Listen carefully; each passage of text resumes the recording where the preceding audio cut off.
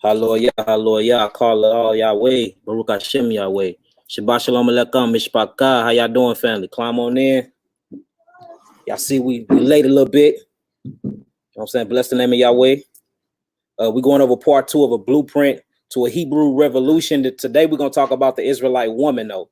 What she need to do to bring a Mashiach Yahushua back. What do she need to do to be a part of this whole grand plan to bring the revolution and for us to get back our liberty?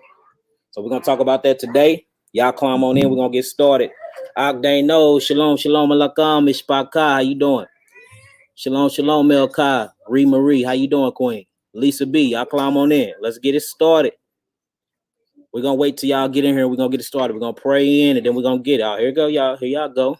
Kawhi, my queen. Shalom, shalom. Troy Thomas. Kila Olam Kazdu, for his mercy endure forever. Shalom, shalom. Mina J, Paris, Bobby, y'all climb in. This part 2. We finna examine the scriptures from a feminine aspect. You know, if you get into the Hebrew word and you try to get into the Hebrew culture, the whole Torah and the Tanakh was written from a masculine standpoint, from a masculine perspective. So we finna pick the feminine characteristics out of here and see how our women supposed to be acting inside of the household. See how our women supposed to be acting inside of the community. See what we need from our women for us to be actually set free. Because I mean, if we keep it real, you know what I'm saying, the whole fall was because a man, Adam fell from his position in the garden, but the woman fell off too.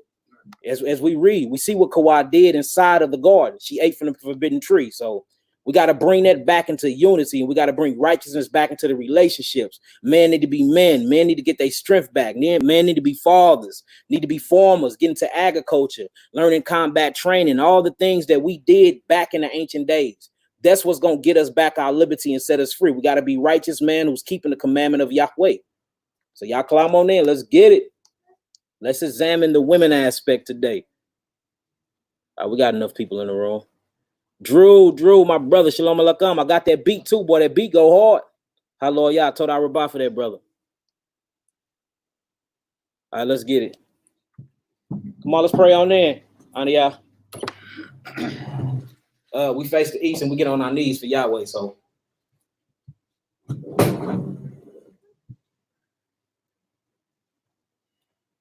I'm gonna sing the prayer in Hebrew, then we're gonna come back and do the prayer in English. Hallelujah. Hallelujah. All praises. Come on, woman. Let's get it. Yabareka Yahweh Veish Merika Yahweh Puna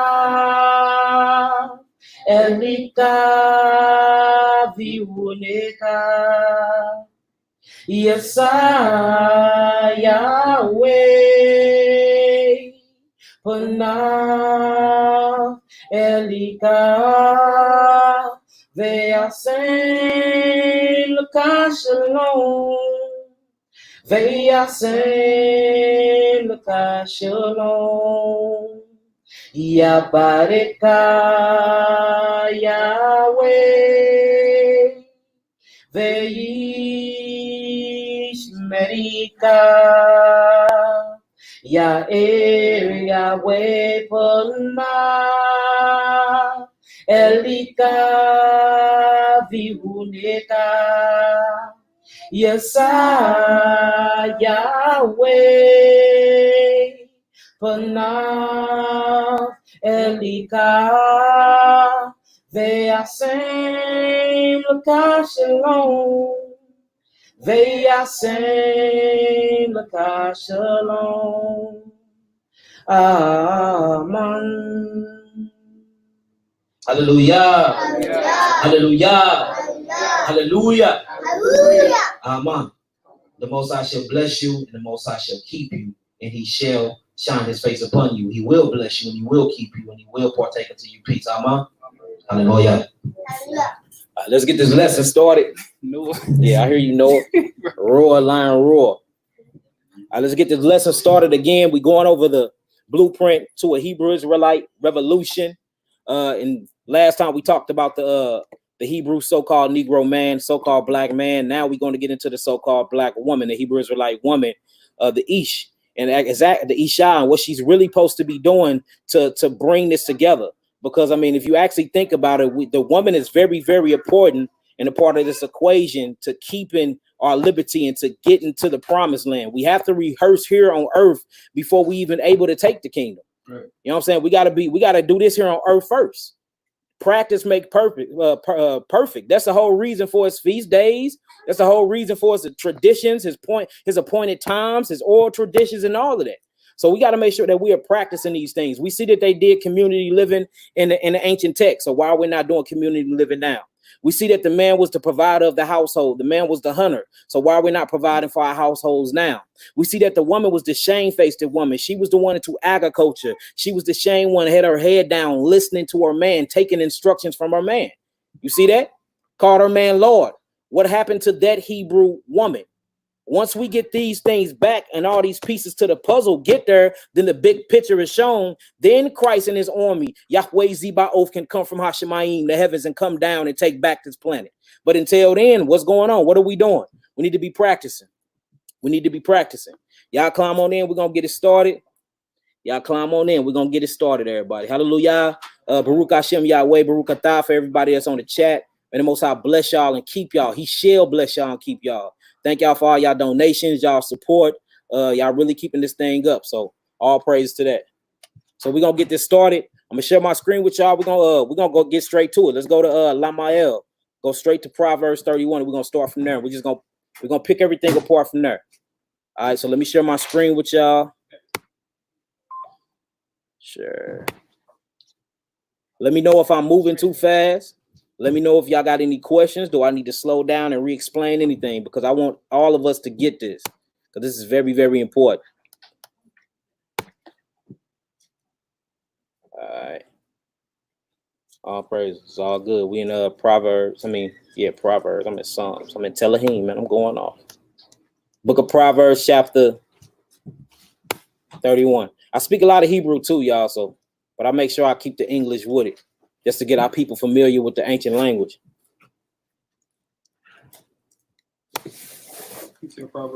Proverbs 31. Let's start at 1. All right, so again, we talking about the Isha. We talking about the woman.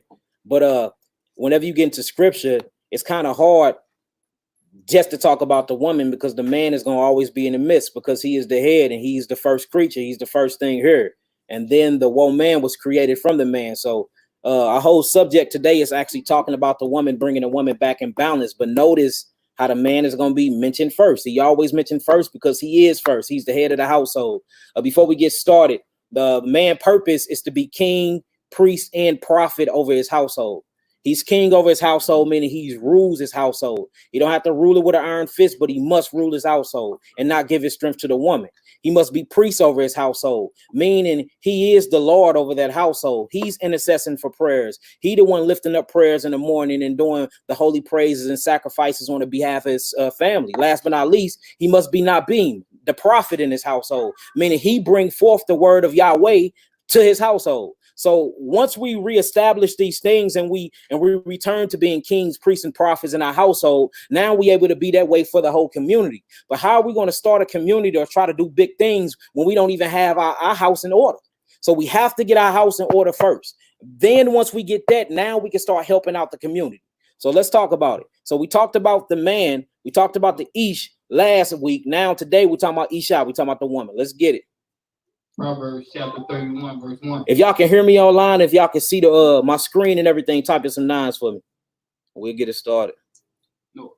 Sit up. If y'all can see everything.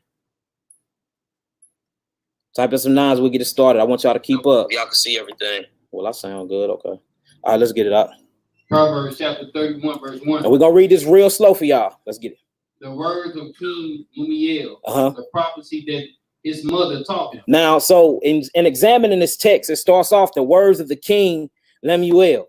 So when you start reading and you really get into the ancient history of Judah, you would never see a King Lemuel ruling. So it's like, okay, what king is this? So if you actually keep reading, you do your study, this is King Solomon right here that's ruling at this time. And his mother is actually writing him a prophecy, or had taught him something that he finally brought back into remembrance when he started going off. You know what I'm saying? So notice his name, though. King Lemuel is a title that King Solomon had, and it actually means belonging to God. Now, what we finna see is these titles, it means belonging to God, but everything she finna teach him after this, just think of the title. We finna talk about how you're not supposed to be drinking, getting drunk, how you're not supposed to be out your mind, how you're not supposed to be given over to sexual and sexual sins, and how you're not supposed to be quick to rush to anger, quick to rush to judge. But all of this is actually entitled to the title Lemuel, which actually means belonging to God. So once we really start getting in this lesson, you see that if a man belonged to God, these are the type of characteristics and qualities that he must possess to actually run his household and have his household in order. All right, come on, brother. Verse 2. And I want to bring out the fact too. Notice what it says. It says the prophecy that his mother taught him. That's why we need good women in the household, good women teaching their children. And then if you go into the book of Psalms and Proverbs, it's talking about do not forsake the law of thy mother. So who was really doing the initial teachings to the children, to the Yeladim, to the Yeladium inside of the homes? The mother was, because the father was out providing. The father was out at war. The father was out building his kingdom, building his legacy. We traveled a lot. A lot of us went up to Jerusalem for the feast when we was in captivity. So we see that the women was truly left home with the children. So they were doing all the teachings. Well, if the woman is not in check, and if the woman is not having is not being led in righteousness, and if a woman don't have a righteousness mindset, then we're gonna see that trickled down to the children. All right. So notice what she did. She taught him prophecy, meaning all women should know prophecy, all women should know Torah, and all women should be actually teaching their children this. Period. Point blank. Period. Even down to the boys. Come on. Verse 2. What my son? And what the son of my womb? So she talking to King Solomon. What my son? For what son of my womb? Showing you that Solomon came directly from her, correct? Right. Come on. And what the son of my vows? And what the son of my vows? Now, if y'all remember when he was first born, it was first promises and vows she made that she was gonna do to him, that she was gonna do, and what she would not do if she got pregnant. Remember that? All right, come on. Verse 3. Give not thy strength unto a woman. So notice what he's saying. Take him in the back. And here it is. Read that again. Give not thy strength unto women. So the first thing that she tell him is give not thy strength unto a woman. Come on. Nor thy ways to that which destroy kings. And one of you brothers help her out. Come on. Verse 4. No, read 3 again. Verse 3 again. Give not thy strength unto women. Now look, so I used to always think when it said give not thy strength unto a woman, I thought that, truly meant don't give your power over to a woman, what you do in a certain type of perspective. But what we read, and when we read this for the collective whole, he's talking about being sexually obsessive with women, chasing down women just for sexual purpose, being just always sex on your mind, vagina this, vagina that. Everything you doing is to pleasure your flesh for a woman. And once we keep reading, we're going to see why he meant that, because that's the reason why he failed in the first place. Now, notice his father had failed at first for the same thing. And since that, it said a sword would never depart from Yahudah, right? That's why we killing each other now. Since then, another king have never really sat on the throne after the lineage of us. We're the kings of Judah. We kings and priests, according to prophecy. We ain't never sat on a throne since then. We lost our military. Where's our military base at? We lost our land. We lost our language. We lost our culture. We lost our inheritance. You see that? So this shows you when the man fall out of check and the man fall out of righteousness, everything crumbles and fall behind him. It's like a domino effect. So go ahead. No, it's like the game of chess. Yeah. So once the king get checked, you lose. Yeah, the whole game. The whole game is over. Once the king get checked, the whole game is over. Yep. So once man truly know how to check his loins, you know what I'm saying? Because the scripture says, gird up your loin with truth. And according to John 17:17, the word is thy truth. That word was manifested in the flesh. That word is Hamashiach Yahushua, locally known as who we call Jesus the Christ. You know what I'm saying? Tomato, however y'all want to say it. So once we truly guard our loins with that, and a man that is self-disciplined, a man that can keep his penis in his pants is a very, very strong and intelligent man. Because if you look, how did all of us fall in the king? How did all of us fall throughout the whole book? It was wine and women. Period. Period. Wine and women. Come on. Give not thy strength unto women, nor thy ways to that which destroy kings. You see that? So give not thy strength to women, nor thy ways to which destroyeth kings. Showing you that this is a king. Now, we're going to look at this from a leader standpoint, because a king is a leader. A king is a ruler, right? In order to be a king, you have to be ruling over a kingdom, right? All right, so we see in Peter's 2:9, right? We were called to be a royal priesthood, a priesthood of kings and priests, right? So this is directly talking to us and specifically talking to the line of Judah, because that's where King Solomon is from. Do we all agree? All right, so he's speaking to us. Come on. Verse 4. It is not for kings, O Lumiere. It is not for kings to drink wine. You see that? So we got to be very careful about what we drinking. We got to be careful about that. I've been noticing a lot of Hebrews are alcoholics. Everything we do have to involve some type of drink. Why is that? What hole are we trying to fulfill? What void are we trying to fulfill in our lives where we feel like we have to be feeling good or be intoxicated by drinking poison all the time? Not saying it's a sin. We see that the wine makes the heart merry. We see that you're supposed to give wine and strong drink to those that are perishing and all of that. So I'm not saying it's a sin to drink it, but when you are in leadership and you are king or priest and you're ruling a household, why are you always drinking? Why is there always bottles in your hands? Why are you always giving yourself to liquor and wine? What are you trying to fulfill? And notice a lot of alcoholics lack faith, they're very doubtful, and they lack the Christ that's supposed to be within them. So it says you cannot be a leader or a king and be given over to wine or strong drink, because it calls us to err in our ways. Remember, whenever you're in a position of leadership, you have to be the most disciplined elite on planet Earth. You have to remember, we're not after the order of Aharon anymore. We're after the order of Melchizedek. This is a cosmic kingdom priesthood.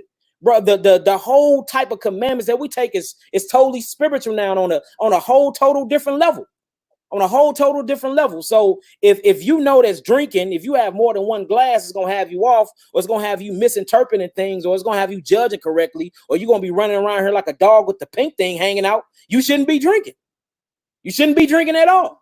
So notice what it says. Start from 2 again, brother. Verse 2 again. What my son, and what the son of my womb. Come on. And what the son of my body. Right. Give not thy strength unto women, nor thy ways to that which destroy kings. Come on.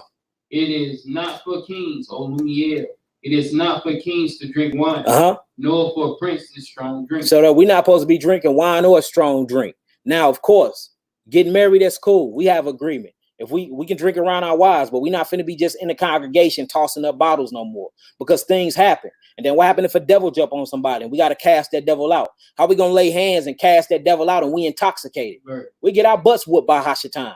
You see what I'm saying? So we have to be sober-minded. We have to be diligent, very sober-minded, and men are supposed to be watchmen. What happened to all the watchmen? All the watchmen have failed. So we must bring strong men back, strong men of discipline, mighty men back to Israel. And we lack that so much because we got daddy issues. Our mothers mistreat of us. Fathers wasn't around. Half of us don't even know our fathers. I can't even tell you the last time I seen my actual biological father. I seen him, met him about 5 times in my life. But I have to set and raise an example for my Yeladim, for my children, and be there for them and be a father to the fatherless. You see what I'm saying? It's time for us to restore that back to Israel. How we talking about a revolution? How we talking about going to take back our nationality? How we talking about all these race wars and this and that? And we ain't even got that part in check. Negro ain't know how to use a gun. You can't even shoot a gun correctly. You still waving guns like they do off movies. But we look into these other races, they training their children up as far as 2 years old how to handle armor and weaponry. You see that? They very, very disciplined. But when it comes to the so-called Negro, we lack all of that. Why? Because we've been giving our ways over. We have been turning our back against Yahweh. And until we get back and until we restore what's been lost, and what I mean restore what's been lost, I mean starting at home first, this is going to continue to be like this. And we're going to all perish. Come on. Verse 5. Lest thou drink and forget the law. You see that? So he say, look, you're a ruler, you're a king. Don't be drinking, because you're going to drink and get drunk and you're going to forget the law. You're going to forget the precepts. You're going to think you can bend the wheel now. You're going to have excuses for your sins. Right. We all been there before, making excuses for your sins, breaking the laws and commandment of Yahweh. Come on. And pervert the judgment of any of the afflicted. Woo, come on. Give strong drink unto him that is ready to perish. You see that? Now, if you actually get into the Hebrew customs, I'm real deep into the culture. Before they used to stone somebody or somebody used to get executed, they'd give them drink. You know what I'm saying? Because they finna perish. Let me give you something to numb the pain. You know what I'm saying? Let me give you a bottle of something that you can drink. You see that the ancient Sumerians did that too. Just like before somebody walked down the Green Mile or somebody go into their execution, they give them their last meal. Whatever your last meal wants, you gonna get it. So it says, it's better that you give drink to those that's finna get executed than you to be drinking a drink, because you supposed to be judging and you supposed to be a ruler over the people. You got to do that sober mind, especially dealing with Israel. Because, boy, we something else. Y'all see what happened in the book of Exodus, the book of Shemot? They was ready to stone him when listening. They wanted the flesh pots again. They wanted to go back into bondage. Huh? So you got to have a sober mind dealing with any people like that. Y'all know how we is, we us. We know how we act. Come on. And wine unto those that be of heavy heart. Come on. Let him drink and forget his poverty. Come on, brother. Remember his misery no more. Open thy mouth for the dumb and the cause of all such as are appointed to destruction. Now we get into the political aspect. Remember, in order to restore the kingdom, in order to restore Israel here on earth before New Jerusalem come down from Hashemayim, first we have to get what together? We got to get our moral standpoint together. Then after that, we have to get our spiritual standpoint together. After that, we have to get the political side. You cannot be in some so-called religion or any type of spiritual belief and don't have no political ties. How is that? How is that? We see in scripture before we went to war politically, what we do, we had to go into our spiritual government. We had to go holler at the wise men. Let's go holler at the elders. Let's see if we got the basic funds to get weaponry. Yeah, let's see if we got the women together to make the armor, to make the coats, to make the linen. Like, we truly have failed as a people. We can't go to war. We don't got no army. We ain't got no weapons. You see that? So it says, open thy mouth for the dumb, for those that can't speak for themselves, and the cause of all such as are appointed to destruction. We have to step in politically. Where's our legal standpoints at? Where are our Hebrew lawyers at? That's going to stand in the gaps like the Moorish brothers do. The Moors got it down pat. You go to court and you a Moor brother, the Moors popping up like straight lawyers and getting people off. We don't even know the laws no more. We don't even know the laws of the land. Like, we have truly failed as a people. But we have on every new pair of Jordans. We know every song that's on the radio. Little daughters twerking in the mirrors, twerking on social medias. Our brothers out here killing each other like niggas and dogs in the streets. We doing everything but restoring what was lost. And we wonder why we in the position we in. Until we get our households in order, until we actually get back in righteousness, we not building nothing. Period. Come on. Verse 9, open thy mouth, judge righteously, and plead the cause of the poor and needy. See that? There go the political aspect again. We're supposed to be pleading the cause of the poor and needy. Who putting together food programs? Who got food trucks? Who going out feeding the homeless, giving them clothes, socks, especially when winter coming? Who putting together certain monies to buy blankets, to buy heaters? Who doing that? We too busy worrying about self. We ain't even looking out for one another inside of the congregation, let alone our brothers and sisters on the street. But again, we all want this revolution to kick off. We all tired of being oppressed by the so-called enemy. When the true enemy is you. What'd you say, Uriel? My enemy is my inner me. The true battle is within. It's not a flesh and blood battle, according to Ephesians 6. Now, I get it. Sometimes war, when it trickles down from the absolute realm into the world of creation, it gets physical. That's the reason for weaponry training and all of that. And we see that there's many wars when you get into the Torah. But before it even happened on this standpoint, it has to start spiritually first. We need to get our spiritual hierarchy in order before we try to do anything physically. Otherwise, it's going to crumble. Imagine a kingdom, or imagine a community full of lust-filled Negroes. It'll fall overnight. All type of babies being made out of wedlock, all types of weird stuff will be going on. Imagine a camp or a community being ran and the leaders are alcoholics. All types of scriptures will be misinterpreted. Used for their own self-gain. Straight up. Imagine that. So we have to truly fix this first before we try to come together as a collective whole. Master your household first. Then we start trickling down into other households. Brother, what you need. Now we got a congregation. We got a general assembly. And now we can do something with it. Come on, brother. Verse 10. Now remember, the whole time she's talking to her son. Her son is a king and a leader. Her son is a priest also. Her son is a king, priest, and prophet.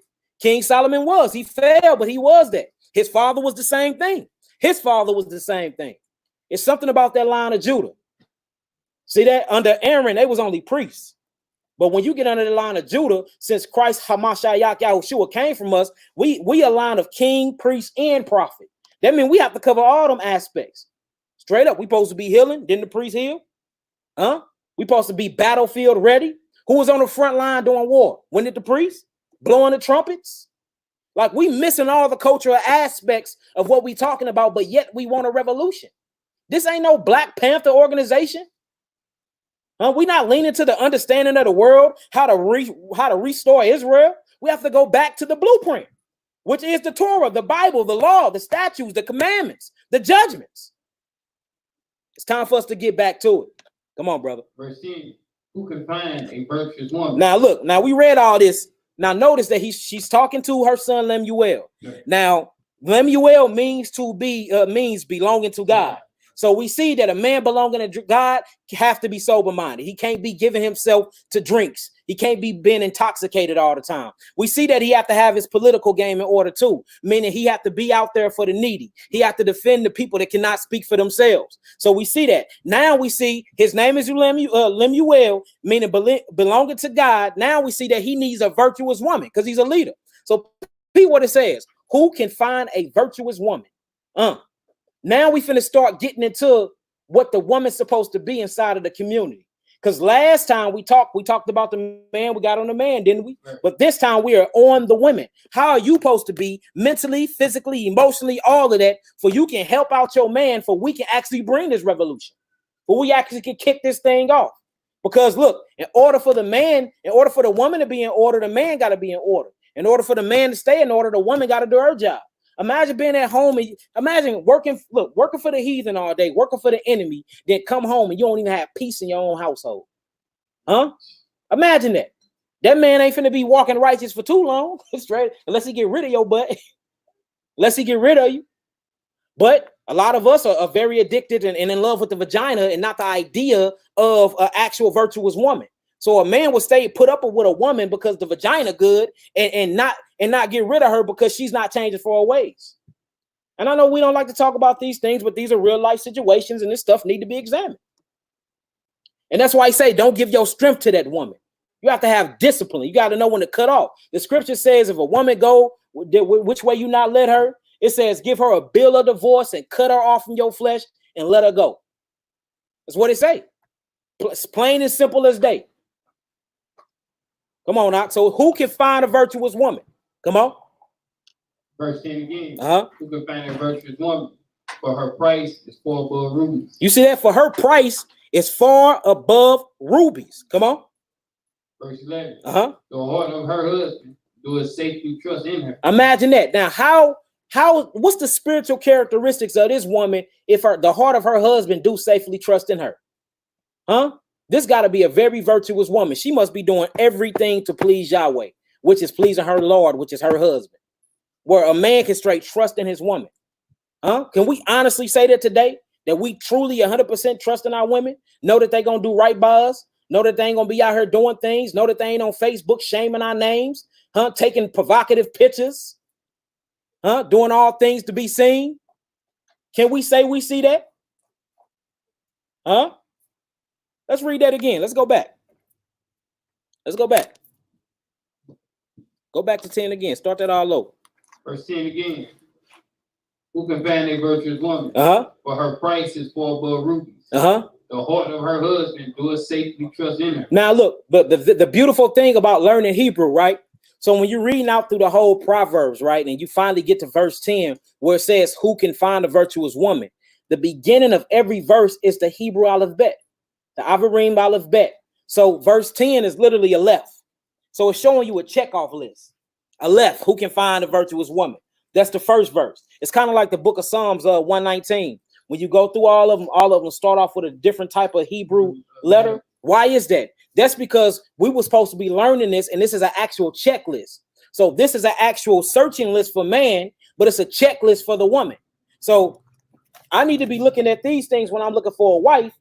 And the potential wife supposed to be checking these things off, making sure she meet this criteria of being a virtuous woman.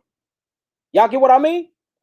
All right, so look, who can find a virtuous woman? This is a left, meaning the first thing, come on. So the first thing it says, for her price is far above rubies. Come on. The heart of her husband doeth safely trust in her, so that he shall have no need of spoil. So he don't have no need of spoil. So this is just not no broke woman, a woman that just sit around all day and get taken care of for free. That's another ideology that the woman got in her head, and that's nowhere in scripture. I've never read that. Of course, the man's supposed to provide for his household, but I never read that the woman don't do nothing. She just sit on her hands and feet, and the man take care of her. Huh? At this point, he just paying you for vagina then. Right. At this point, what are you bringing? You're supposed to be bringing substance, stability, and you're supposed to be bringing gain to the household. All right, come on. Verse 12. She will do him good and not evil all the days of her life. All right, so what I want to do, I want to go back to 1 and I want to examine this. Let's go back to Hebrews 31 and 10. Let's look up this word, virtuous woman. Let's see what it means in the Hebrew. Let's look it up. All right, so when you get into the Hebrew, virtuous is Mikha'el. Mikha'el. It's the Hebrew concordance H2428. I'm going to play it for y'all too.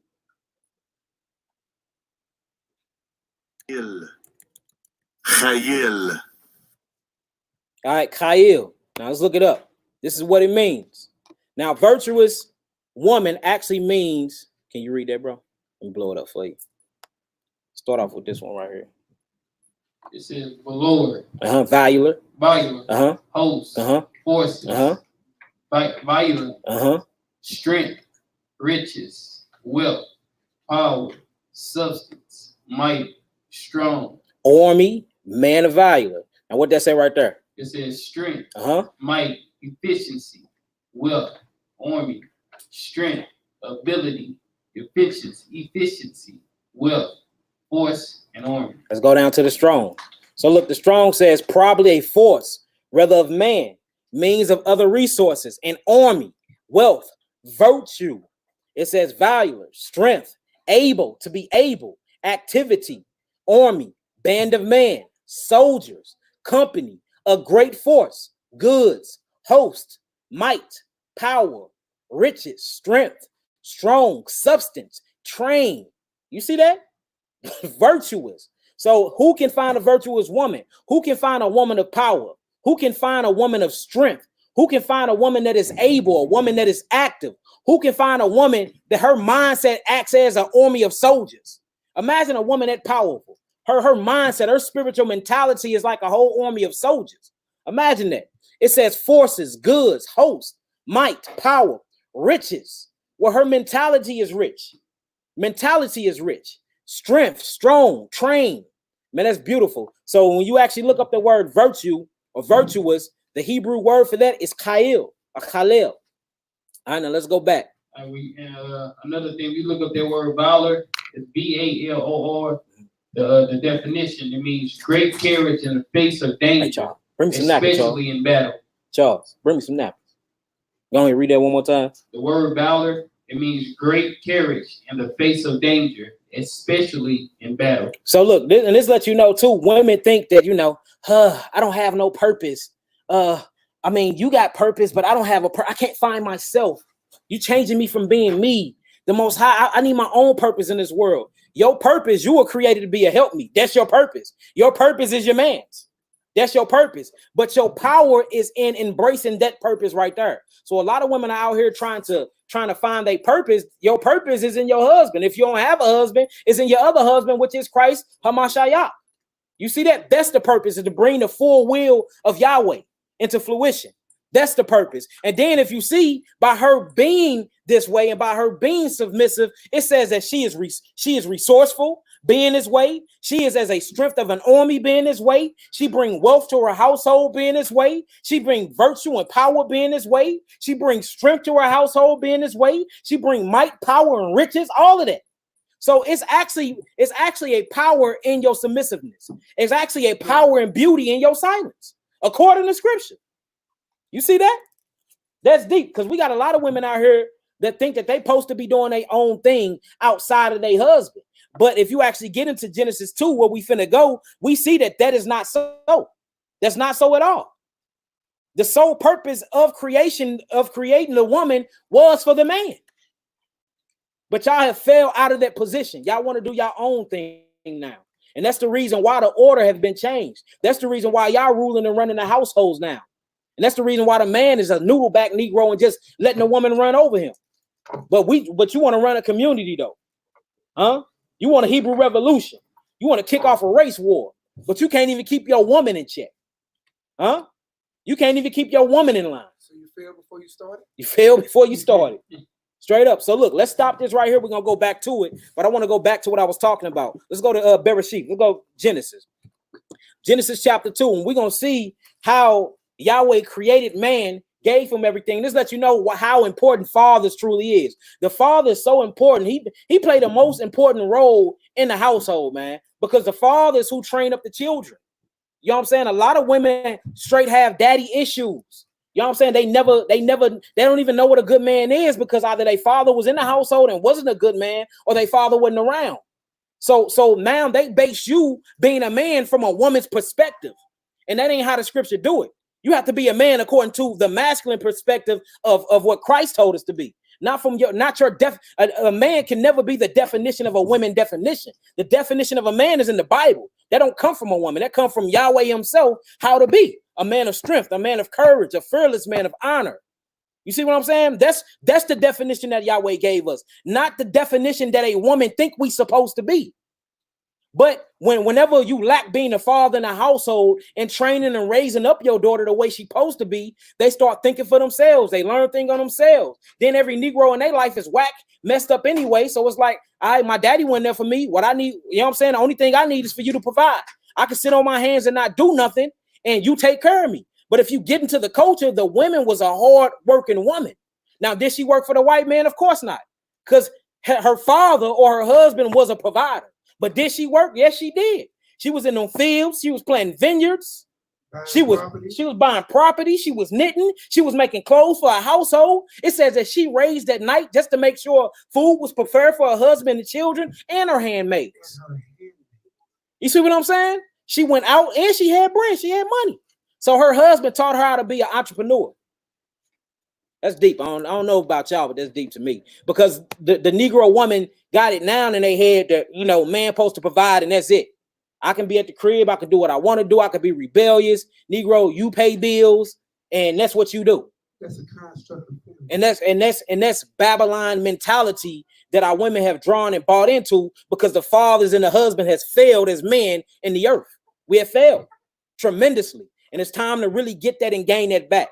So let's go to Genesis and see the way Yahweh set it up. Let's go to the book of Genesis. Book of Genesis, we're going to start it at verse 5, Aki. Can I take you to a different place? Let's get it. Huh? Genesis 1. Yeah, but I'm going here first, though. Okay. The reason why, and it's crazy we had this conversation, I've been up all night since 2 o'clock this morning going over the scriptures. And it's crazy that this is the topic just at hand. Because the thing is that our women are the givers of life, but you are the one who put the life in them to give. There's an order. Christ obeys his father, right? The children obeys the mother. We're going to the next, 1 Corinthians 11. Yeah, but somehow in the middle, when a woman obeys the man, it's broke. Yep. And that's broke at that point. Yeah. And it's just an emotional wound that runs so deep spiritually. It's binded in their DNA. You see it with their foremother Kawhi. You see it with our mother Eve. It's bound to her DNA where she feels left out. A woman feels left out. She always wants something extra. We see when we get into the Genesis, she wanted the knowledge. She wanted to be like the gods, and that's the reason why she partook of the fruit anyway. She rather got taught from Satan than her own man. The woman, since the beginning, have been operating outside of this hierarchy order since the beginning of creation. And it's time for us to truly restore that, for we can take the kingdom. Otherwise, it ain't gonna be no kingdom for us. We have to restore the household, and the man, of course, is gonna be first, the biggest piece. But the woman, if not, is even equal, because we see when we actually look at it for what it is. And I'm not playing the blame game. I'm looking at it from the whole perspective. The The woman, man, all wickedness is but a little wickedness when it comes to a woman. That's scripture. That's scripture. So why is that there? Why is that there? Because a man can totally get himself in line. A man can totally submit to the will of Yah, but then the woman still have her own perspective, emotional perspective of how things supposed to be, and it's not scripture. And that's the reason for this class, because the man getting it together. All right, now, okay, woman, what we finna do? Because if you don't get it together, how are we gonna bring this revolution?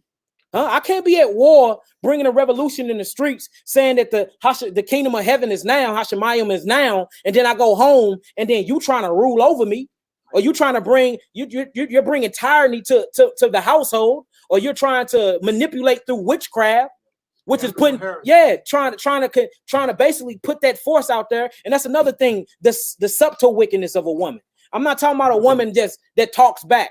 I'm not talking about a woman that verbally abuse her man. I'm not talking about a woman that's loud and that's embarrassing. I'm talking about that woman that look like she's righteous. That woman that don't say nothing, but even she put out that energy. And we're spiritual people. We know what that feel like. Oppressing through emotions, oppressing through witchcraft and energy. That same thing too. The woman's supposed to be our pillar of rest and our peace. She's supposed to be our shalom, because the black man is out fighting a war all day, spiritually, mentally, and physically on all levels. On all levels. So when we come home, we should have a good meal. When we come home, we need our back rub. When we come home, it should be, King, what do you need? How can I make your life better? That's what it should be. And until it get to that, we're gonna be in the same position now. We're gonna be in the same position now. Because a man shouldn't war in the world and then come home and war. Yeah. He should not war in the world. The woman, listen, y'all who was here last week know we got on the men here. So it's not a woman bashing session. This is a truth session. When was the last time you spoke to your king in his sleep? Baby, you got this. You can do it. Affirmation. You know what I'm saying? Speak to him in his sleep. Right? There's been many studies where you put on headphones and listen to certain music, and then it's subliminal. It's teaching you something. Yeah, it's called epigenetics. Build him up. Don't turn him down. Don't let him come.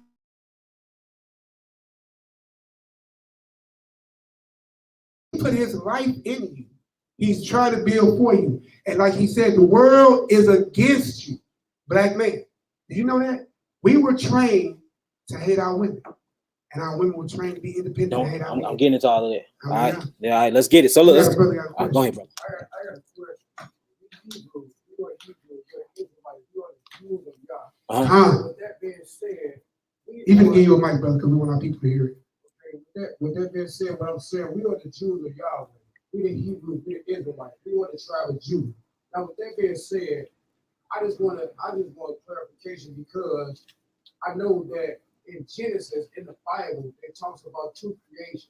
The creation of us first, which is the pre-Adamite origins, which says God created man and woman equally in his image and in his likeness. But then when man was created, after the flood, it was Adam born first, for 6 days, and then Eve came out of his rib. So I know what you're talking about. We did a whole class on there called The Heavens Were of Old, talking about the pre-Adamic race. That's actually in scripture, all throughout scripture. But what you talking about, there is no two creation periods in Genesis unless we go back to Bereshith and read it in the Hebrew. Now, when you go to Bereshith chapter 1, there is a gap period where it says Bereshith bara Elohim et Hashemayim Aretz, and you see that he created the heavens and the earth with tohu and bohu. It was created out of form and void, meaning destruction that happened. Right. So if you're talking about that, I totally agree. Now, if you're talking about the different creation from Genesis 1 and Genesis 2, that is actually the same creation. It's just the detail is broken down more in Bereshith Bet, which is Bereshith chapter 2. And we did studies on that too. And if you really get into the Hebrew, we actually speak and read Hebrew very good. If you get into that Hebrew, you will see that. But what you're speaking of is true. But that's even before Genesis 1 and 5. And you go back it up with 2 Peter's, Isaiah, Ezekiel, chapter 26, and it'll explain what you're talking about, which is the heavens are old, the pre-Adamic race that exists is all throughout scripture. But Genesis 1 and 2 is the same exact thing. It's just Genesis 2 is more of a detailed breakdown of chapter 1. But I do agree with what you're saying. It's all good, brother. And if after class, if you need me to show you that, I will, brother. Yeah, we got a lot of precepts.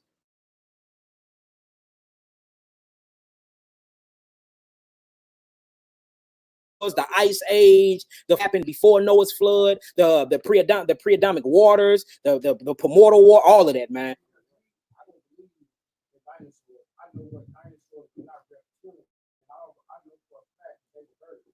Yeah, or what we call like Behemoth and Leviathan and all of that. Tomato. You know what I'm saying? We speak English, so we use a lot of English words for a lot of things. So yeah, we get to it though after class. Let's wrap on that. That's all good. Now let's get back to Bereshit chapter 2 and see the actual hierarchy of man and how man's supposed to have things already in play before he get a wife. And this is the same thing that Lemuel or King Solomon mama is actually teaching him right now. So let's go back here. We're gonna start at Bereshit chapter 2 and 5. And we're gonna go back and we're gonna start back from 1. That way we can really truly understand in this Proverbs 31 of what Yahweh was truly trying to convey to us. All right, let's get it. Genesis chapter 2, verse 5. And every plant of the field before it was in the earth, and every herb. Sus, quit leaving out of there without a man. Yeah. Somebody leave out with her. Y'all sisters, do not go to these doors if a man ain't with y'all. You got George. Go ahead, bro. Come on. Verse 5 again. And every plant of the field before it was in the earth, and every herb of the field before it grew. For the Lord God hath not caused it to rain upon earth. Come on. And there was not a man to till the ground. All right, so we see that in the beginning, before Adam and Eve was created, the Father Yahweh created an environment for him to live and thrive in. All right, so we out here making babies, and we ain't even got our own homes. You see that? We're out here making babies, and we ain't even got food stored up. We're out here making babies, we ain't even got jobs to provide for them. But we are making babies outside of the environment, and this is totally against the will of Yahweh, because we see before Yahweh created Adam, before Yahweh created man, what did he do first? First thing, he made sure that there were herbs and food for the baby. You see that? Come on. Verse 6. But there went up a mist from the earth and watered the whole face of the ground. Come on. And the Lord God formed man of the dust of the ground. So now we see after Eden. Now, this is another thing you have to get into. So you have something called Eden. Eden was the whole earth at that time. Eden. Then you have a garden being planted eastward in Eden, and this is the garden. All right, or what you call again a gan inside in the Hebrew language. So the whole earth was called Eden. So he put food, and he fashioned the earth with food. He fashioned the earth with water. He fashioned the earth with minerals. He fashioned the earth with the moon, the stars, the sun. He created a whole environment because he knew he was going to create a seed. Right. We are out here creating seeds and don't have no environment. Huh? You still sleeping couch to couch. You still on your mother's couch. You still in the basement of your friend's house, but you out here pelvis thrusting and having sex and creating babies. But this is totally out of the political and spiritual construct that Yahweh have set up. So we have to get fathers back. Our fathers, our builders need to come back, which are the fathers. And we need to create the environment before we start having babies, because we have to have an environment to put them in. So we see Yahweh created the earth. He created the stars, the moons. He created the fish of the sea. He created all the food, the plants, everything that his son would need to thrive and live and to dominate earth, right? Then he did what? He created his son. Write that down. That's the first thing. Before you out here putting your penises inside of things, make sure if a baby come from that you have an actual spiritual construct that's already provided before the baby get here. That's a man. That's providing. All right, come on. And breathed into his nostrils the breath of life. And the man became a living soul. Now look, it even get deeper. So look, Yahweh created the earth, created the environment, then he created his son. Now he like, you know what, son? You my only son at this time, only physical son at this time, even though they was in the immortal bodies. You my only physical son at this time. Let me create you a crib. Guess what his house was called? The Garden of Eden. All right, come on. And the Lord God planted a garden eastward in Eden. And there he put the man whom he had formed. So his father and his inheritance, his substance, built the house for the man. So you see why important, you see how important we are to our children? Huh? How's my son? My son, he got inheritance. He's going to need a house. He's going to need something. And then whenever he's ready to get him a wife, guess what he gonna do? He gonna go to the father and he gonna give him a dowry. He gonna get him some money because he done invested so much in his daughter. Hold on, I done provided a roof over her head. I done made her virtuous. I done got her ready for you. I'm gonna need something off this deal. I'm just not finna end. Look, and if you notice and you get into scripture, guess what the women were doing? The daughters, they were shepherdess. They was out herding flocks, making wool and everything. So I'm not finna give you my daughter. This is gonna take from my mouth and you not giving me nothing. So a man have to even have his money in order before he get a woman. He got to. So don't stay in your mama's basement trying to make wives. No, that's completely going off. Right. And that mean you're a lust field. And that means you have no discipline and control over your penis. Because what are you doing engaging in sexual activities that can create, you playing God at this point, that can create another human being, and you haven't even built the environment for this human being. You are very, very irresponsible, and judgment is going to have to come from that. Period. Yes. Serious. Let's keep going. Verse 9. And out of the ground made the Lord God to grow every tree that is pleasant to the sight and good for food. So look, now he done created him the garden. He in the garden. And once you really get into the garden, man, it's so hard, especially you get into the other books, man. The garden was just a majestical spiritual place. But look, he created earth. Then out of earth, he created man. You look at the word dust in Hebrew, it's afar. Afar means minerals. And that's why men are created with 102 minerals. So, I mean, like the Bible is even real scientifically. The Bible, I mean, it's just real. It's just that real. So after that, he said, okay, I got me a son. Let me create him a home space, a working environment, and let me put him in an environment. This means this is an inheritance. Y'all see that? So automatically, he already had an inheritance waiting for his son before his son got here. Who's doing that? Who is building an inheritance? Who is building structures, have insurance policies and everything in already made before they put in their covenant or their penises into these women? Not us. You see that? Shalom, shalom, brother. Shabbat shalom alaikum. All right, come on.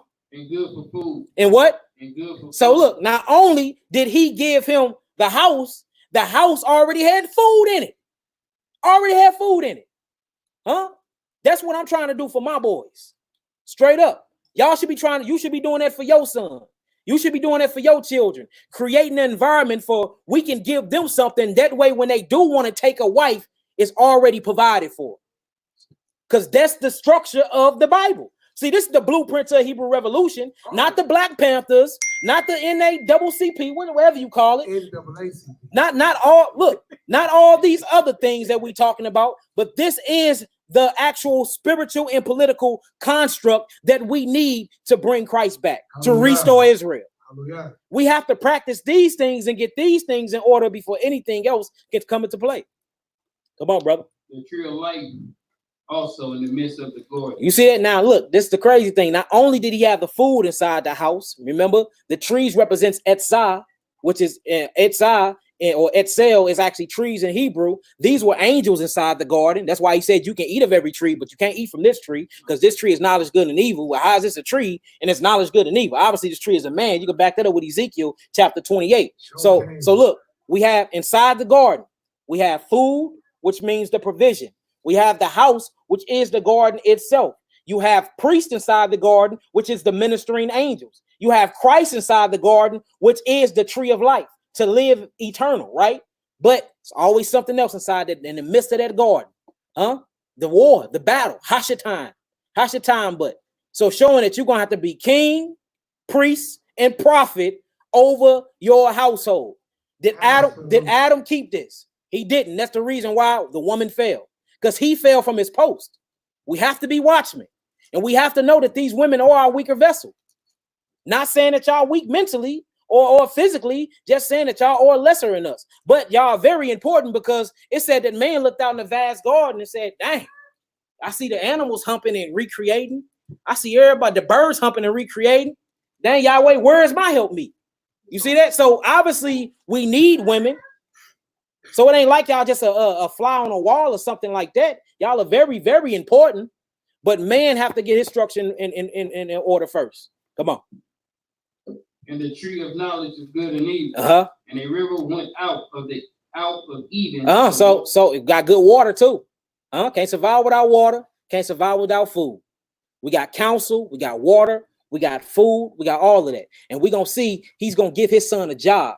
because I gave you this, but I ain't working no more. I done worked all my life making you a king and a prophet and a priest. Now it's time for you to hold your own. Keep the garden, fashion the garden. See that? Then he gives them a job. Hey, man, when you really see this for what it is, man, this is straight the blueprint to revolution, man. Right in the Bible, right here. Come on.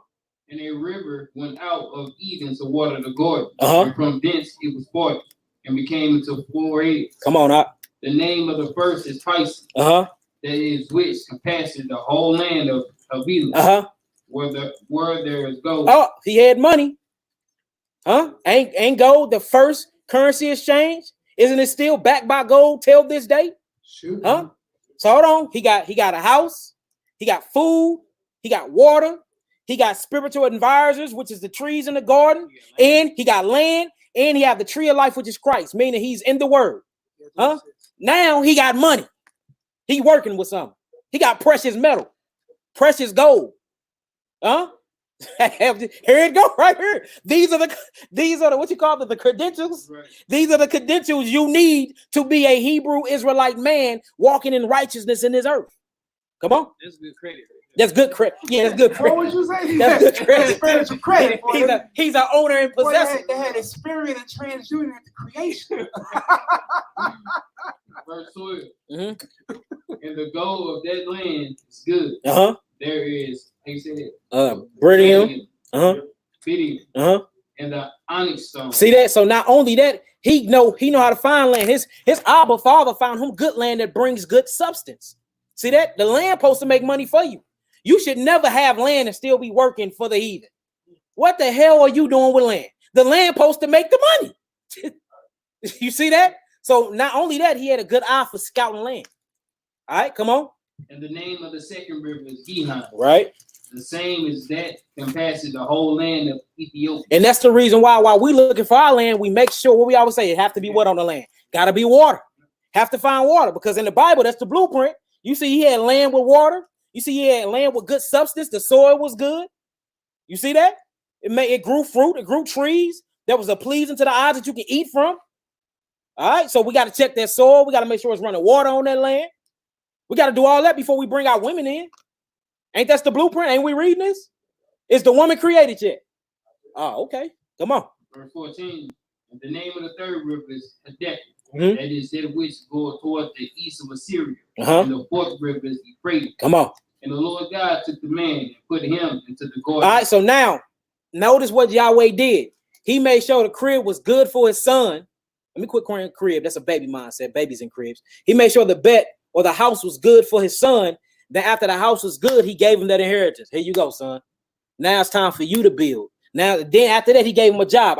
I done did all I could for you. Now it's time for you to stand on your own, right? Now check this out. It says, and Yahweh Elohim took man and put him into the Garden of Eden to do what? To keep it. Hold on, to what? To dress. To dress it. So dress it means to fashion it. This means to build upon the land. So look, he got the land. Now it's time to build upon the land. Now, once you build upon the land, it's equity in the land now. There's money there. You got to guard it. Shamar, which means to keep it. You see that? So he ain't no chump sucker either. He's ready to actually guard what he possessed and what he built on his land. Or are we in a position to do that? See what I'm saying? Got a lot of work to do, family. Let's get it. And the Lord God commanded the man, saying, of every tree of the garden thou mayest freely eat. But of the tree of knowledge of good and evil thou shalt not eat of it. See that? All this do come with what? Obedience. Right. All this come with obedience. All this come with commandments. Just like you have land laws against certain land. You can't shoot on certain lands. You can't plant directly in the soil on certain lands. You have to use raised garden beds. See that? So we see with this land, it came with the same type of political laws and structures too. All right. Meaning that man must keep his commandments, must be righteous to keep and attain all that Yahweh have gave to him. Kind of like with a son. As soon as you buy him a toy, he get to acting up. What you do? You take the toy from him. And that's the reason why, look, this is how you know it was a land that he was supposed to possess, and it was a house his father built for him, because his father was able to evict him out of the garden. Get out. You can't evict nobody unless it was a house. You can't evict nobody outright unless it was a house. Come on. And listen, when you build something with true wealth, then it will build upon itself.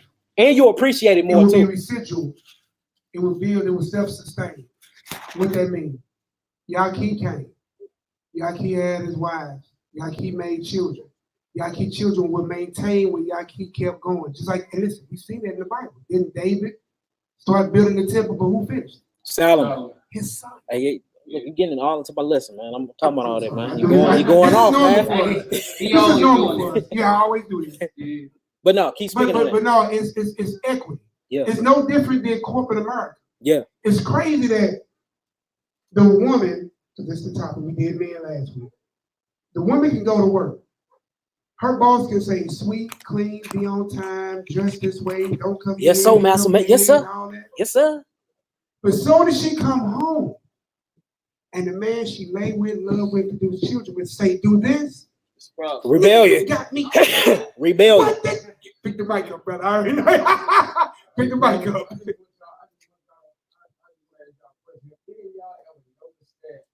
What we're supposed to be doing is reciprocated in the world. Yeah. We in Babylon. This is backwards. Babylon. You read this way. When in Hebrew you read this way. Yeah, we read right to left in Hebrew. Here we read left to right. Yeah, everything's been flipped. Day over at 12 noon, but day is over when the sun sets. Yeah. Everything in this place is backwards. Satan has set up a kingdom. Remember, his mindset was to be like the Father, to set his throne. So since he was cast into the earth, who catching the hill? Yeah. Revelations 12:17. Yeah. Pass the mic to Duell, brother. So when we understand what's going on in the construct, that's why the world is enmity with God. Christ said, I came for them because they are what? In the world. Yeah. If you're doing something and America like it, guarantee you wrong. Yeah. Hey, say that again. If you're doing something and America like it, or anything in this world like it, you're wrong. Yep. Go ahead, Duell. I just heard you say, brother, you will appreciate, and that's actually a value word.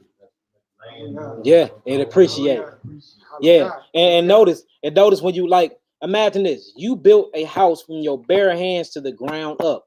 You ain't finna make sure that you gonna keep maintenance on that deal because you done put all that work into it.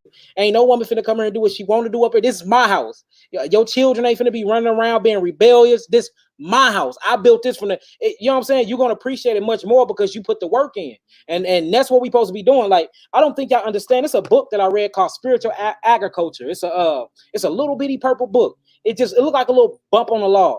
Man, I read this book.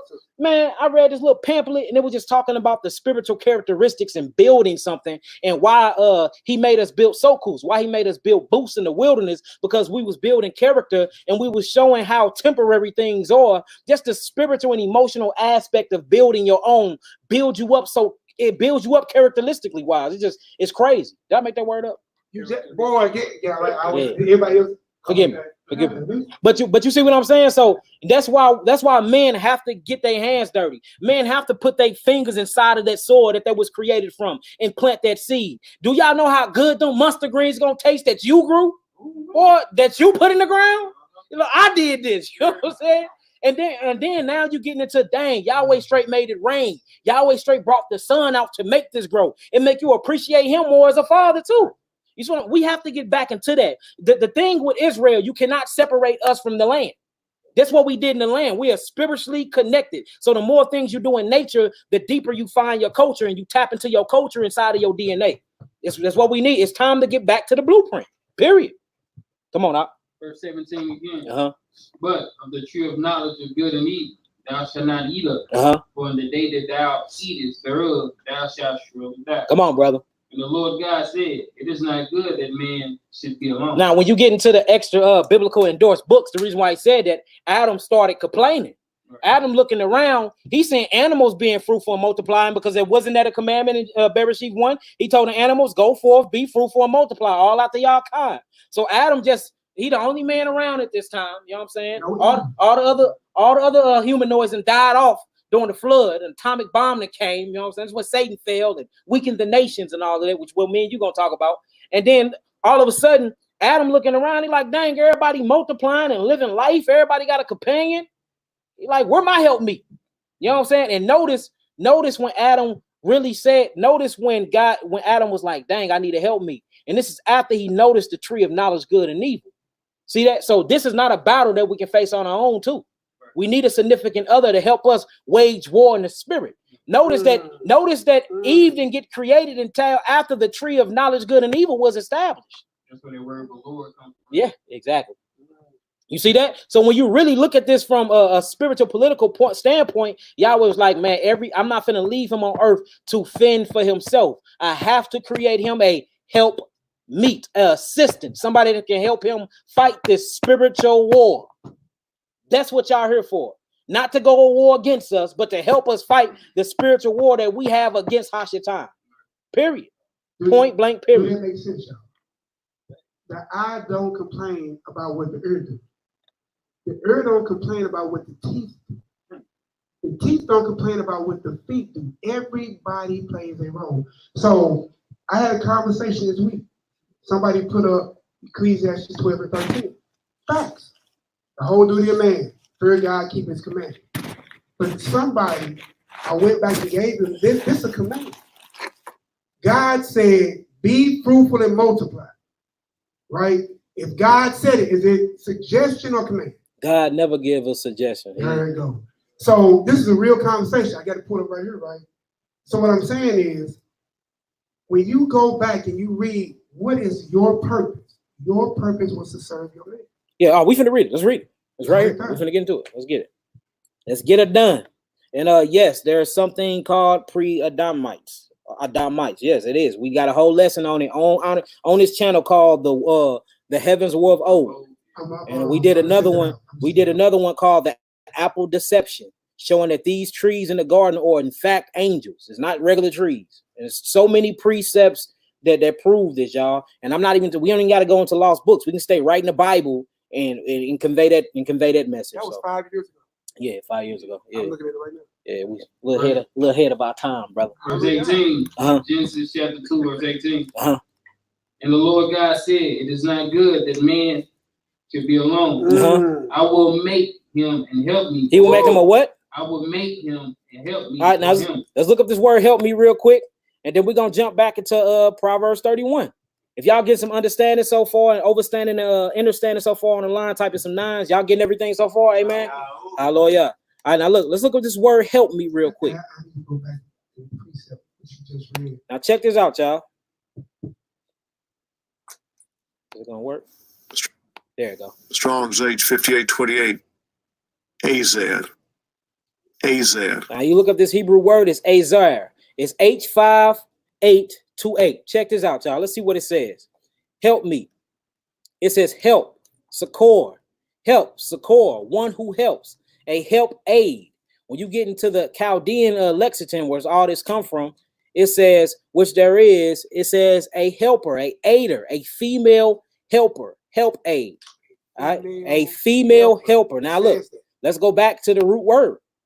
The root word comes from this, help, to support, to be help, or to surround, check this out, or to protect or to aid. Now, my whole thing, what protects the king on the chessboard?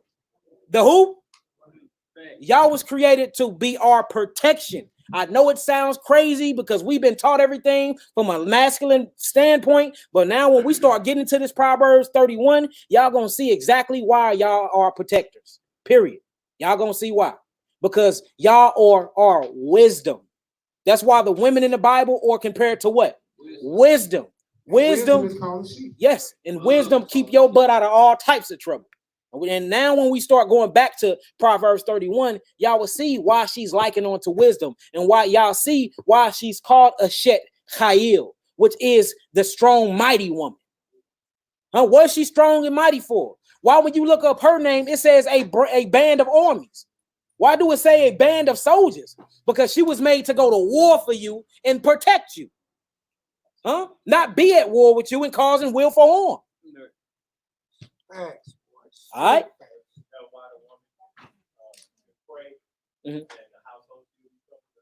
Yeah. Especially when you get into that Old Testament. Yeah.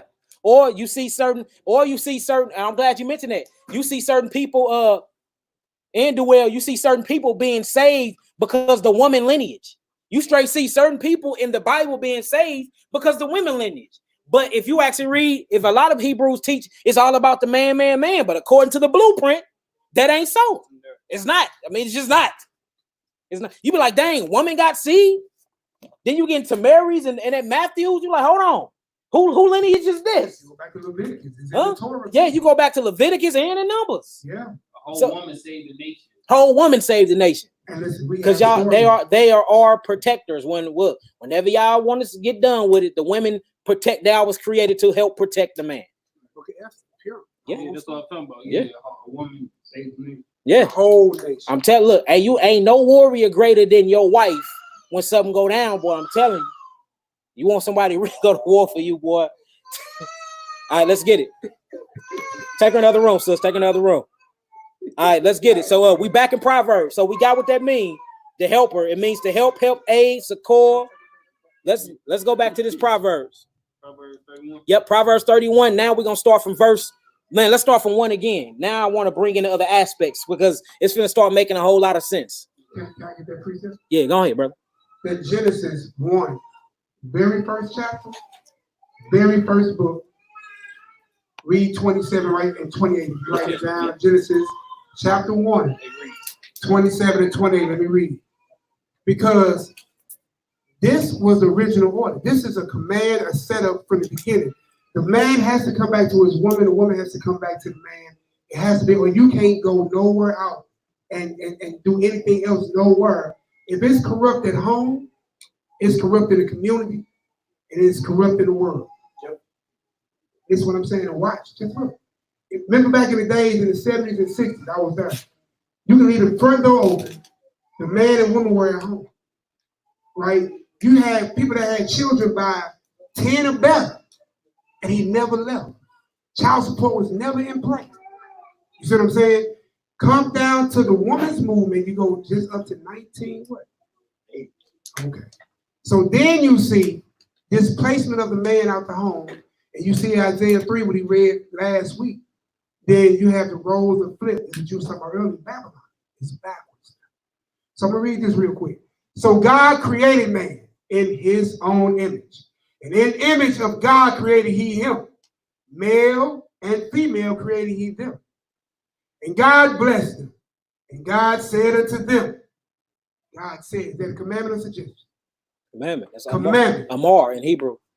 God said, be fruitful and multiply. First commandment he ever gave to man and woman. Be fruitful and multiply and replenish the earth. And the key word is replenish. Y'all talk about that. Yeah, replenish. Why are you replenishing anything if something was never there? Yeah.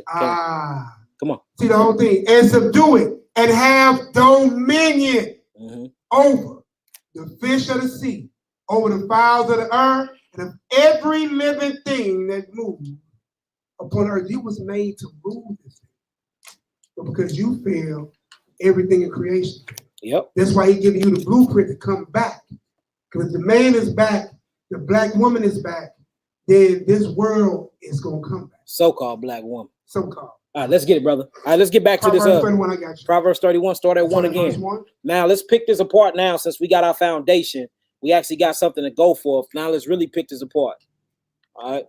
Proverbs 31, start at 1 again. Now, we started this off before, but I had to veer off. The Spirit told me to go back to Bereshith, then start Proverbs again, because that way it ain't a lot of blank faces. You know what I'm saying? Hallelujah for the Rock HaKodesh.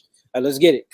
All right. So we had Proverbs chapter 31. This is the go-to for the virtuous women. But somebody always forgets to go here first. Chapter 31, verse 1. The words of King Lemuel, the prophecy that his mother taught him. All right, now the whole thing that I was speaking of at first is Lemuel actually means belonging to God. All right, that's what Lemuel means, belonging to God. So we ain't gonna say Lemuel. Whenever this pop up, we gonna say belonging to God, a man belonging to God. It'll help you understand this entire scripture better. All right, so let's read it again. It says the words of King who? A man belonging to God. All right, so this is to a man that belongs to God. Now, are we men that belong to God down here, right? So that means this prophecy is for us too, right? All right, so let's read it as is. Let's get it.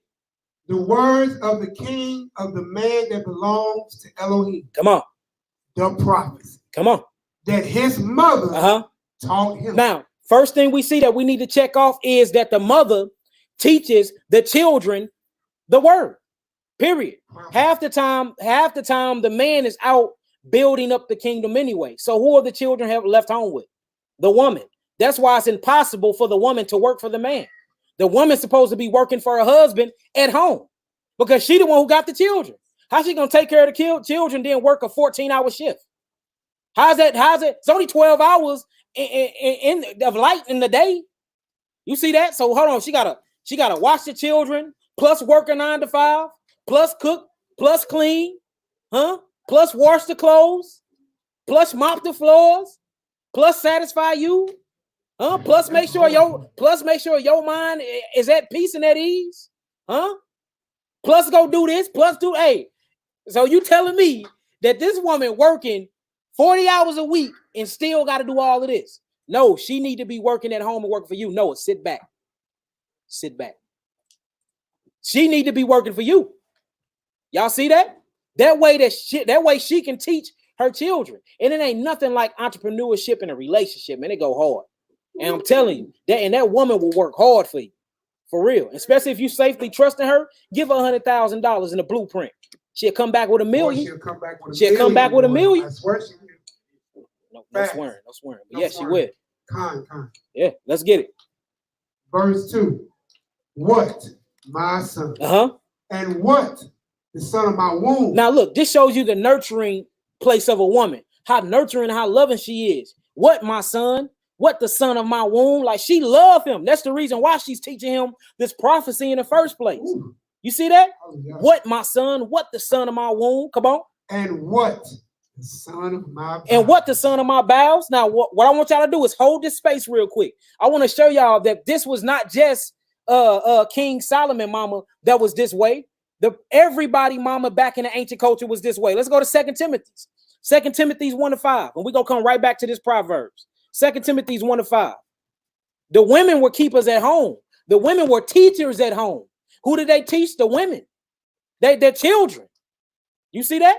Now check this out. Let's go to 2 Timothy chapter 1, 1-5. Come on, brother. All right. How we looking? Are we there? Hallelujah. Hallelujah. 2 Timothy 1, verse 1. Come on. Shaul of Paul, an apostle of Yahushua HaMashiach of Jesus Christ. Come on. By the will of Elohim of Yah, according to the promise of life. Ooh, come on. Which is in Christ Jesus. Hallelujah. Hamashiach Yahushua. Come on. To Timothy. My dearly beloved son. Come on. Grace, mercy, and peace from God the Father of Christ. See that? And always mentioning the Father. The Father is so important and play a very, very important role and structure inside of the community and the family and the household. Without the Father, everything else is in shame and shambles. That's why it's very important that we work on our fathership. And when you work on your fathership, you're actually working on your apostleship, and your kingship and your prophetship at the same time. You see that? You want to be a greater priest? You want to be a greater follower of Yod-Heh-Wah-Heh Yahweh? You want to be a better husband to your family? Be a better father. If you work solely on that, everything else will line itself out because that's after the image of your father creator. And that's what we missing. We missing fathers, strong men, training up our children, training up our wives, ruling our households. And I ain't saying ruling it with AK-47s and fists. I'm saying just your woman respect you so much because you provided. You're going to go out there and you're going to get it. You're going to put food on the table. You teaching and putting so much into her. She have no choice but to respect that. The worst thing you can do is move in with a woman. Because as soon as she, hold on, I'm not done talking. Because look, that's the worst thing you can do is move in with a woman. You have to build a house and bring her in because soon as she get mad and she's up under your authority and she don't like it, the first thing you're going to do, this my ish, get out. Amen. Now we see when we get back to Genesis why the father created the household and environment for his son to bring the wife in. Bring the wife in. And you see, hey, I'm just saying. Hey, speak the truth. Let's get it. As it is what? Yeah. So shall it be. Come on. All right. From God, the Father, and Christ. And Christ Jesus, our Lord. Yeah, he is Lord. Hamashayak, Eloheinu, or Edonenu, our Lord. Come on. I thank God, whom I serve from my forefathers. Hold on. Is we reading about fathers again? Don't all we reading about is our fathers. We need to tap back into that. You know what's crazy? I can't even pick up the phone and dial my father number. I guess what? It would never be like that for none of these down here. Straight up. Something happened to any of y'all children can call on us and we answering the phone. I look at them like they my sons. They're my nephew. I look at them like they my sons. I got y'all. Because we have to be fathers to what? The fatherless. We have to get that part back before we even talking about being husbands and getting wives.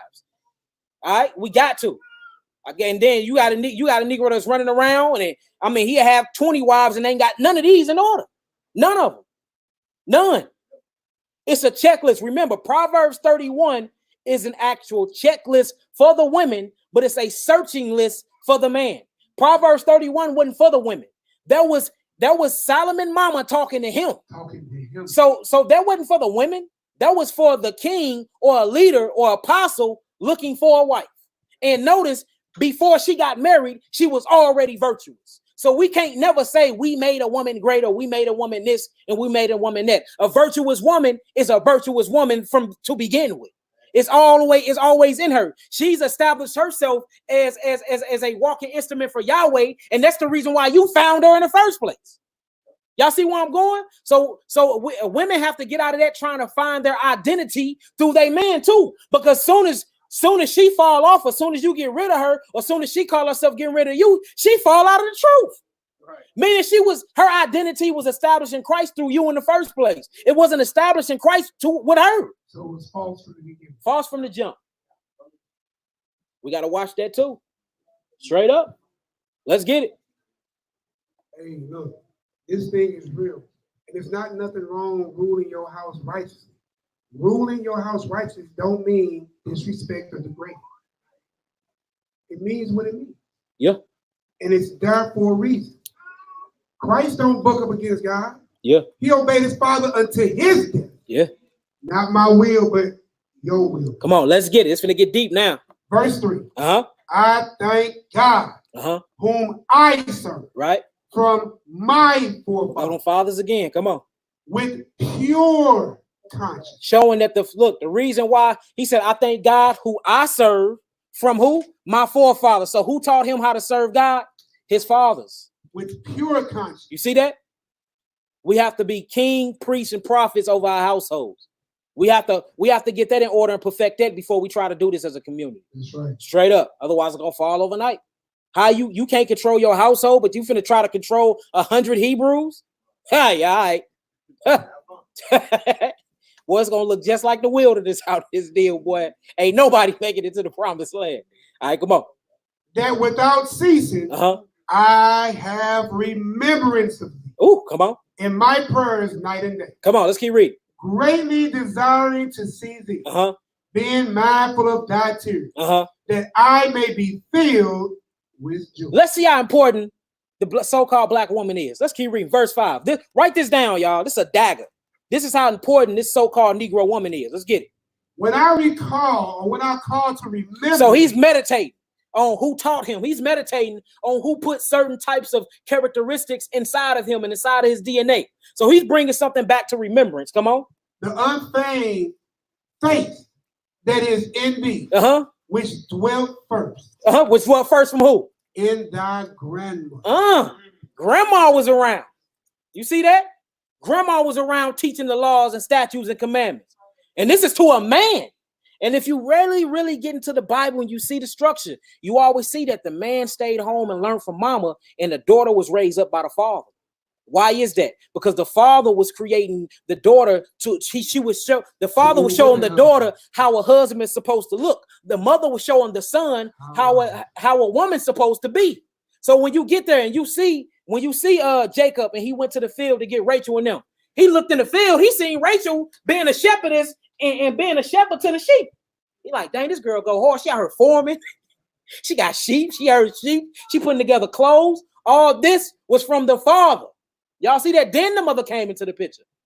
All right, let's read that again. And also, y'all saw that in the book of Moses as well. Oh, not the book of Moses, book of Job. Because you saw with Moses, when after he killed the Egyptian for beating the slave, he went into the wilderness. He came upon Jethro's daughter. What were they doing? They was at the well. Yeah. With the sheep. Yeah. Tending the sheep. Hold on, brother. Let me get to that, man. I got that written down, brother. Yeah, you going? I do it every time. Come on. At least I'm consistent. All right, let's get it.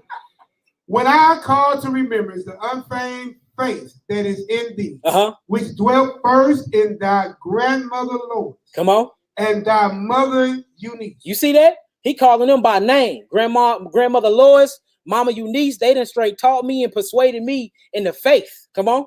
And I am persuaded that in thee also. So who raised them up in the truth? The woman. That's why it's important that that's why it's important that y'all are in order, because y'all are the one teaching our sons. It's not a woman speaking, it's Paul writing a letter to Timothy. Who raised him up in the truth? His grandma, his mama. So now y'all know Paul's grandmother. Yeah. Grandma Lois, Mother Eunice. Yeah, straight up. They were Benjamites from the tribe of Benjamin. Y'all see that though? So y'all have to be in order. Y'all got to make sure that y'all hold on to y'all virtuous spirit, because our livestock and our seeds, our sons and daughters depend on y'all. Period. So it's safe to say that the woman literally teaches a nation. Yes, bro. Not only do the woman teach the nations only exist because of the woman. The woman birth nations. Hey, y'all look, y'all are way more powerful than what y'all think. Y'all powers in essence is being submissive to your man. That's where y'all power at. Period. That's where the power is. Just like us. Us as men, we are not good at all if we don't have Christ. Why did the Black Panther fail? Why did all those movements fail? Because they didn't have the spirit of Yahushua and Christ. They didn't have They didn't have the blueprint. They didn't have the blueprint, which is the Bible. That was the element they missed. That's why they fail. That's why these classes, this series is important, so we can get the blueprint back, so we can rule our homes first. If you rule your home, you rule your community. You rule your community, you can rule the world. Look, it says in scripture, it says, and all the elders know him at thy gate. At thy gate. How was he known by the community? Through his woman. His woman that walked through, she got money, shekels. She got grapes, vineyard, food. She's selling the clothes she make. They like, boy, who woman is that? Yeah, that's Yaqui woman. I'm gonna use me as that's Yaqui woman. So everybody at the gates know Yaqui because his woman in check. You know what I'm saying? Because his woman in check. Showing that our women is not only a representation of us, but we are also a representation of our women. Period. You should see each other in that. Can I read something real quick? I know you have Proverbs 31. Matter of fact, let me ask you, are you going to Sirach 26? No, we ain't going there. Look, I want to do that for the next lesson, bro. Don't for part 2. Yeah, for part 3. Yeah, but don't hit that. That's for the next class. You be on it, though. I had to ask. You be on it. All right, let's get it. Let's keep it going. Proverbs 31:2 for those that came in. Shalom, y'all. Let's get it. Proverbs 31. Start at verse 1 again. Come on. The words of king. And we're supposed to say what Lemuel? Yep, king. Look, Lemuel means what? Belonging to God. A man that belongs to God. So this is a prophecy, a letter to a man that belongs to God. This is a qualification and checklist and a search list for a man that belongs to God. All right, let's get it. The words of king, a man that belongs to Elohim, the prophecy that his mother taught him. So the mother teaches the children, especially the young sons. Come on. What? My son. And what? The son of my womb. Now we see that the mothers are also compassionate and very nurturing. What? My son. Not only my son, you came out of my womb. This is personal. You was in my body for 9 months. I love you. That's why I'm finna warn you. I'm finna warn you about something. Come on. And what? The son of my vows. The son of what? My vows. The son of my vows. Now, for it, just break away real quick. We're gonna keep it right here. I just need one quick precept. Go to 1 Solomon, chapter 1, 10 and 11. Let's see these vows. I mean, I'm tripping. 1 Samuel. Hey, I'm going off. Hey, y'all better change. And that was Jackie White. You were looking for 1 Solomon. It gotta be. If he said it, it gotta be here somewhere. Raheem said it. He said it. I'm a follow. I don't know where I'm going. 1 Samuel chapter 1, 10 and 11. Family. I ain't gonna pull it up on the screen because it's a one hitter. Come on, y'all, listen up. In 1 Samuel chapter 1, verse 10. And she was in bitterness of soul and prayed unto the Lord and wept sore. And she vowed a vow. And she did what? Vowed a vow. So his mama, that's why she's saying right here, the son of my vows, because she vowed a vow on the pre-coming of his birth. So my son, the son of my womb, you've been in me for 9 months. I love you. I got to teach you this prophecy. And the son of my promises or my vows, because she made certain promises for him to be born. This is how good this mother is. And she keep her word. She keep her word. Meaning that's why a virtuous woman is so trustworthy, because they keep their word. Come on. O Lord of hosts, if thou wilt indeed look on the affliction of thy handmaid, and remember me, and not forget thy handmaid, but will give unto thy handmaid a man child, then I will give him unto the Lord. You see that? So look, that was the vow. And that's why it was so heartbreaking to his mother to see Solomon straight worship and do witchcraft with them Egyptians. With them Egyptians from Israel, because his mother straight gave him and promised every bit and drop of him to Yahweh. And he went all the way off, boy. Hey, he straight went, hey, all them wives, boy. Samson too. Man. Yeah. Samson had that same vow. Yeah, same vow. But y'all see that? So now we see when she say what my son, or what my son of my womb, or what the son of my vows, what she's talking about. I made certain promises for when you came. Come on. And there shall no razor come upon his head. All right, so, and she couldn't dish her too. All right, we back in this Proverbs 31, verse 3. Proverbs 31, verse 3. Let's get it. All right. Verse 3. What's going on? Give not thy strength unto a woman. All right, y'all see that? So now she's talking to him.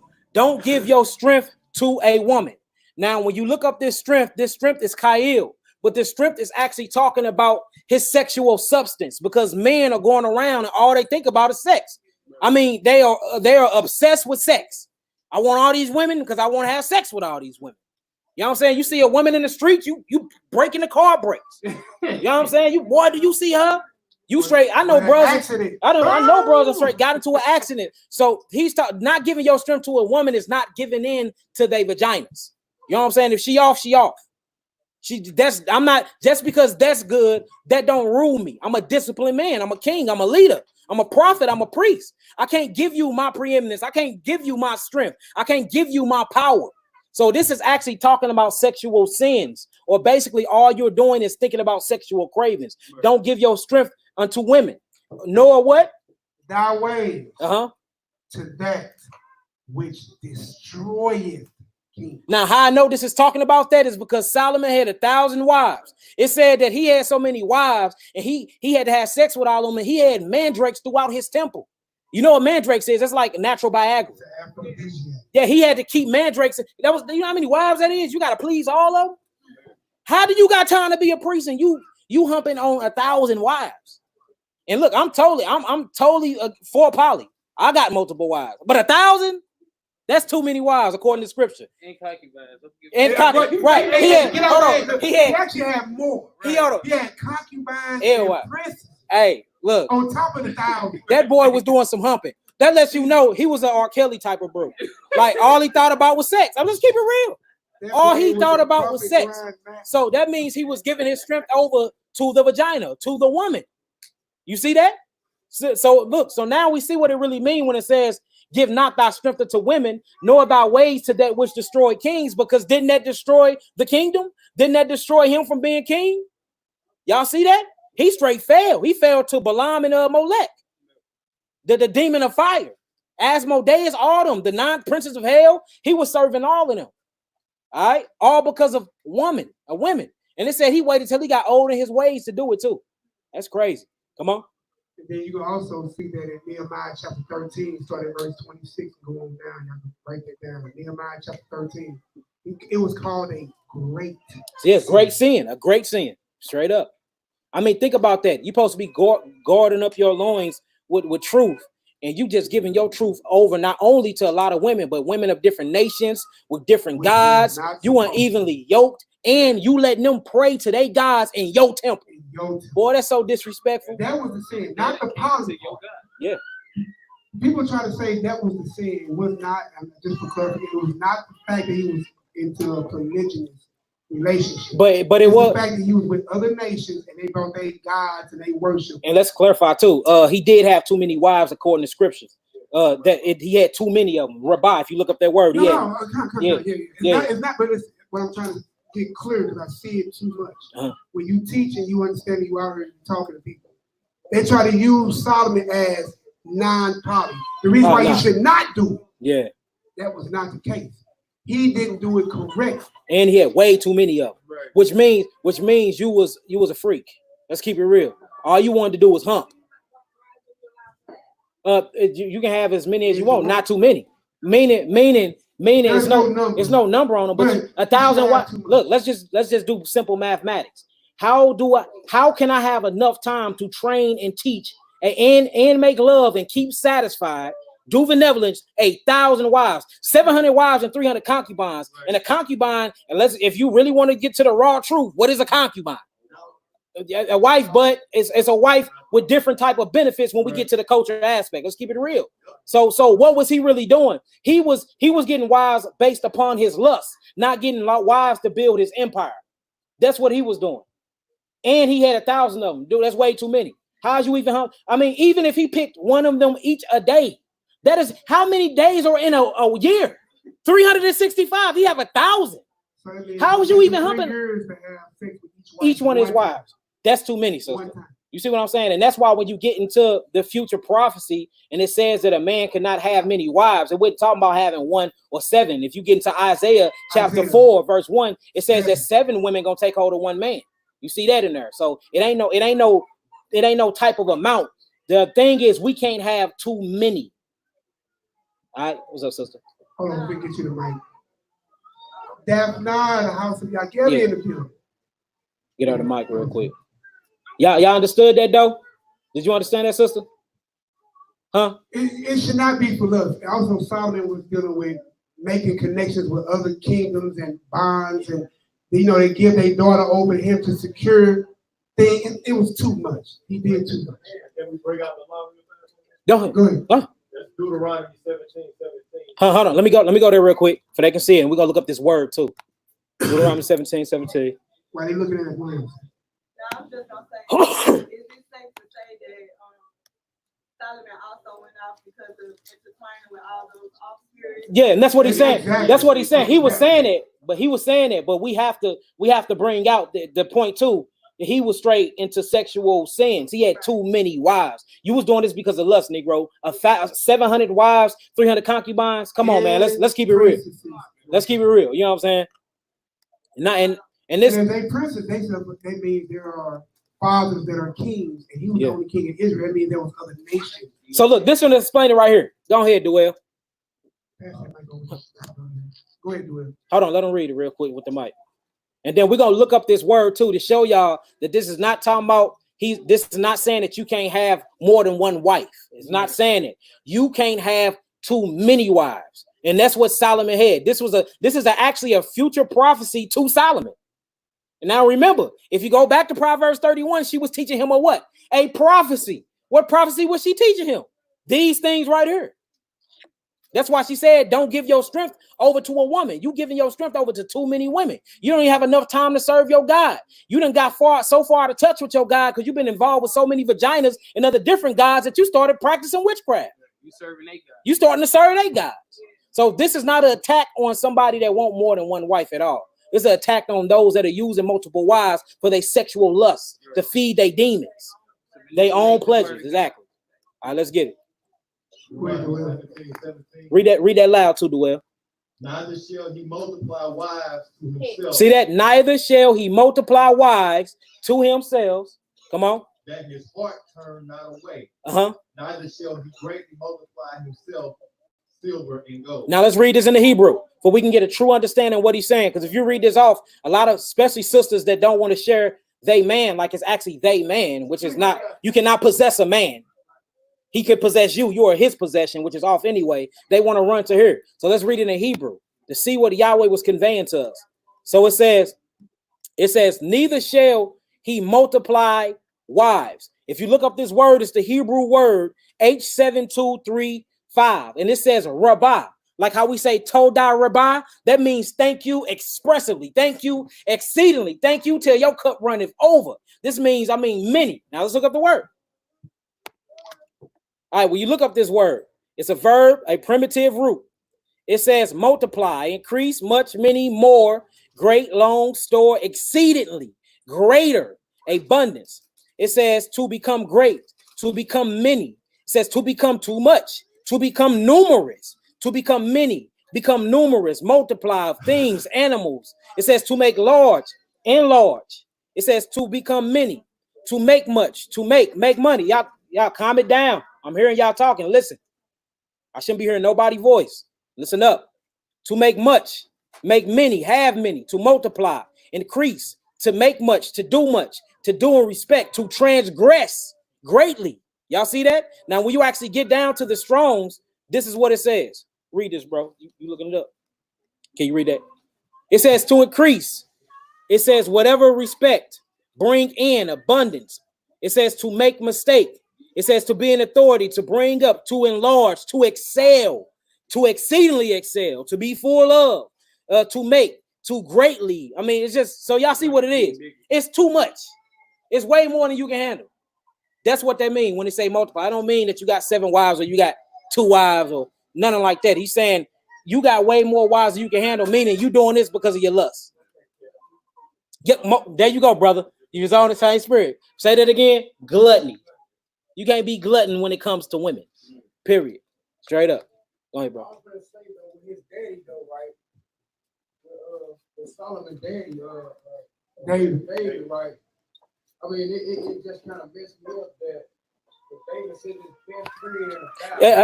Hold on, we going to that. Yeah, we're going to that next. Somebody else got yeah, we going to that too. Because look, you learn from who? Your fathers. It's something called cellular memory that's passed down through DNA. How you think it's something called generational curses? Stuff passed. Papa was a Rolling Stone. Now you see you rolling. You like, hey, where I get this from? These sins and these lusts passed down through cellular memory. All the baby is a human being comprised of your cells, your DNA, and your nervous system. So you literally passing these sins down. You can straight pass down your sins, just like you can pass down your deficiencies, your malnutritions, and babies come out with sickle cell anemia. That's a trait that come from where? The father. You see what I'm saying? Yeah, you right though, Duell and brother. Hey, gluttony. Show right. Let's go back to this Proverbs 31.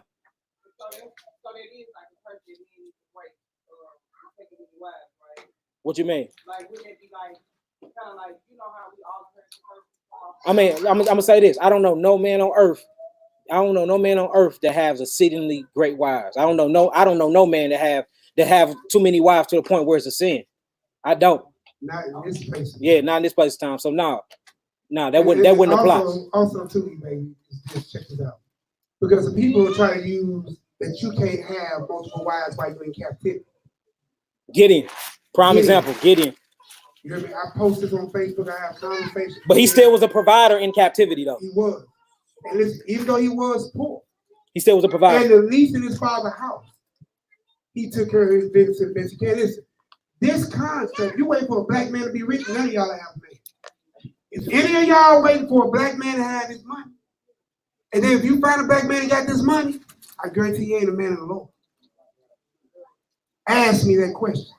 And am I lying? Let's look at him. How about Michael Jordan? He a man of God? He's rich.